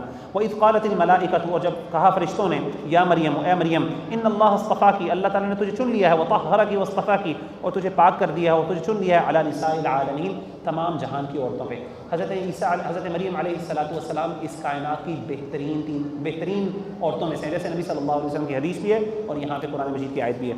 یا مریم اقنتی، اب اے مریم جب اللہ نے تجھے سب سے بہتر بنایا ہے تو اب تجھے کیا کرنا ہے؟ میں نے آپ کو بتایا نا کہ ہمارے یہاں کیا ہوتا ہے کہ جو سب سے زیادہ اللہ کے قریبی ہے، سب سے بہتر ہے، اس کو کیا ہے؟ اسلام کے احکامات عمل نہیں کرنے۔ حضرت مریم کو پہلے حکم دیا کہ تم سب، یعنی جب بشارت دی کہ تم بہترین ہو تو کہا اے مریم اقنتی، اب اپنے رب کا شکر ادا کر، کس طرح؟ اس کی فرما برداری کر اللہ کی، لربی کی، اپنے رب کی، واسجدی، سجدہ کر، ورکعی، اور اس طریقے سے رکوع کر، مع الراکعین، رکوع کرنے والوں کے ساتھ۔ ذالک من انباء الغیب، اللہ تعالیٰ کہتے ہیں اب وفد نجران کا وفد تھا، اللہ تعالیٰ نے پورا واقعہ سنایا اور کہا کہ نبی صلی اللہ علیہ وسلم ان کو لوگوں کے سامنے سنائیں، ان کے سامنے بتائیں اور ان سے کہیں کہ بتاؤ کہ مجھے یہ واقعہ کیسے پتہ چلا؟ اللہ کی طرف سے وحی۔ ذالک من انباء الغیب، یہ غیب کی خبریں ہیں، یہ غیب کی خبروں میں سے واقع ہے نا، یہ ساری واقعات۔ نوحیہ الیک، جو ہم آپ کی طرف وحی کرتے ہیں۔ وما کنت لدیہم اذ یلقون اقلامہم ایہم یکفل مریم، اے نبی صلی اللہ علیہ وسلم جب یہ آپس میں قرآن دازی کر رہے تھے کہ کون حضرت مریم کی کفالت کرے گا، اس ٹائم آپ وہاں میں موجود نہیں تھے، لیکن یہ آپ نے سارے واقعات کیسے بتا دی کہ حضرت زکریا کو کفالت مل گئی، کیسے ہو گیا، کیا ہو گیا؟ کیونکہ آپ کو پتہ ہے کہ حضرت مریم علیہ السلام ایک بڑی، حضرت عمران جو تھے، جو ان کے والد تھے، وہ بہت بڑے یہودیوں کے عالم دین تھے، بہت بڑے عالم دین تھے۔ تو جب ان کو اللہ نے اولاد دی تو اب ان کی بیٹی کو ڈیڈیکیٹ کر دیا گیا، جیسے کہ ان کی والدہ نے نظر مانی تھی۔ تو اب سوال یہ پیدا ہوا کون ان کی ذمہ داری اٹھائے گا؟ تو اس ٹائم لوگوں نے کہا جی میں اٹھاؤں گا، ہر بندے کا دل تھا کہ وہ کفالت کرے، وہ اس کا شرف حاصل کرے۔ تو انہوں نے پھر آپس میں قرآن دازی کی اور قرآن دازی کے اندر حضرت زکریا کا نام نکل آیا اور ان کو پھر اللہ تعالیٰ نے یہ ذمہ داری عطا کی۔ تو اس سے پتہ چلا کہ قرآن دازی کی جا سکتی ہے۔ بعض لوگ قرآن دازی کی مخالفت کرتے ہیں، نہیں، جائز کاموں میں قرآن دازی کرنا یہ مسنون عمل ہے۔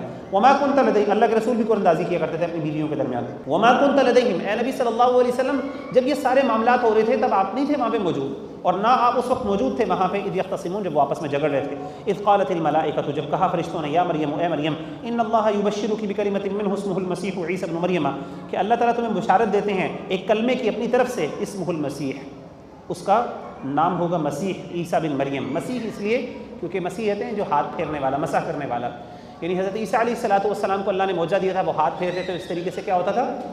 لوگ بیمار ہوتے تھے، اللہ تعالیٰ ان کو شفا دے دیتا تھا، اسی طریقے سے ان کو زندہ کر دیتے تھے مردہ کو، جیسے کہ آگے آیات میں آئے گا۔ وجیہن فی الدنیا والآخرہ، ایسا نبی، اللہ ایسا تمہیں بیٹا عطا کرے گا جو اللہ کا کلمہ ہوگا۔ ویسے تو اللہ کے سارے کلمات ہیں، کیونکہ اللہ تعالیٰ اپنی ہر مخلوق کو کیسے پیدا کرتے ہیں؟ کن فیکون، جب بھی اللہ کن کہتے ہیں اللہ کا کلمہ، تو حضرت عیسیٰ کو بھی اللہ نے کلمہ کہا۔ تو اب حضرت عیسیٰ کو کلمہ اللہ کا اسپیشلی کیوں کہا گیا؟ کیونکہ اللہ تعالیٰ نے حضرت عیسیٰ کو بغیر باپ کے نازل کیا۔ تو ویسے تو اللہ تعالیٰ نے سب کچھ ہمیں بھی پیدا اللہ نے کیا، عقل میں سے، کن سے، ساری مخلوق کو، لیکن ان کا خاصہ ہے، اس وجہ سے ان کا نام کلمہ ہے۔ اس وجہ سے نہیں کہ اللہ معاف کرے وہ اب اللہ کی ذات کا پارٹ ہے، جیسے عیسائی یہ سمجھتے ہیں اور کنکلوڈ کرتے ہیں۔ وہ کہتے ہیں نہیں، مسلمان جو ہیں وہ کہتے ہیں کہ اللہ تعالیٰ کلمہ، اللہ کا کلمہ، اللہ کا ورڈ ہے حضرت عیسیٰ، اور ورڈ جو ہوتا ہے وہ اللہ کی مخلوق نہیں ہوتی، وہ اللہ کی ذات کا حصہ ہے، اللہ کا ورڈ اللہ کی ذات کا حصہ ہے، تو وہ اللہ تعالیٰ کا، وہ بھی ڈیوائن ہے، ڈیوینٹی ہے ان میں، تو وہ مسلمانوں پہ اعتراض کرتے ہیں۔ وجیہن فی الدنیا والآخرہ، اللہ فرماتے ہیں بڑا باعزت ہوگا دنیا اور آخرت میں، ومن المقربین، اور اللہ تعالیٰ کے بڑے قریبی لوگوں میں سے ہوگا۔ ویکلم الناس فی المہد وکہلا، وہ لوگوں سے کلام کریں گے گود میں بھی اور ادھیڑ پن میں بھی، بڑھاپے میں بھی، ومن الصالحین، اور لوگوں میں سے، یعنی وہ لوگوں سے کلام کریں گے حضرت عیسیٰ علیہ السلام گود میں، جیسا کہ حضرت سورہ مریم میں ہم پڑھیں گے، اور بڑھاپے میں بھی۔ اس سے پتہ چلا کہ حضرت موسیٰ علیہ السلام بڑھاپے میں بھی لوگوں سے کلام کریں گے، اس کا مطلب حضرت عیسیٰ علیہ السلام نے بھی واپس آنا ہے، کیونکہ حضرت عیسیٰ علیہ السلام ابھی جوانی کی حالت میں اٹھا لیے گئے نا، تو بڑھاپے میں کب کلام کریں گے؟ اس آیت سے علماء نے بتایا کہ یہاں سے پتہ چلتا ہے، یہ دلیل ہے، اور بھی آیات ہیں، یہ بھی ایک آیت دلیل ہے جس سے پتہ چلتا ہے حضرت عیسیٰ علیہ السلام نے بعد میں نازل ہونا ہے اور قیامت کے قریب آنا ہے۔ آپ کو پتہ ہے کئی لوگ اس کا انکار کرتے ہیں، تو یہ آیات ان کے خلاف ہے۔ قالت ربی، انہوں نے کہا اے میرے رب، انا یکون لی ولد، میرا بیٹا کیسے ہو سکتا ہے، ولم یمسسنی بشر، مجھے کسی مرد نے، کسی بشر نے ہاتھ بھی نہیں لگایا، چھوا نہیں۔ قال کذلک اللہ یخلق ما یشاء، انہوں نے کہا کہ اسی طریقے سے اللہ تعالیٰ پیدا کرتا ہے جس کو وہ چاہتا ہے۔ اذا قضى امرا، جب وہ کسی بات کا فیصلہ کرتا ہے، فانما یقول له کن فیکون، تو اس کے لیے کہتا ہے کن ہو جا، اور وہ ہو جاتا ہے۔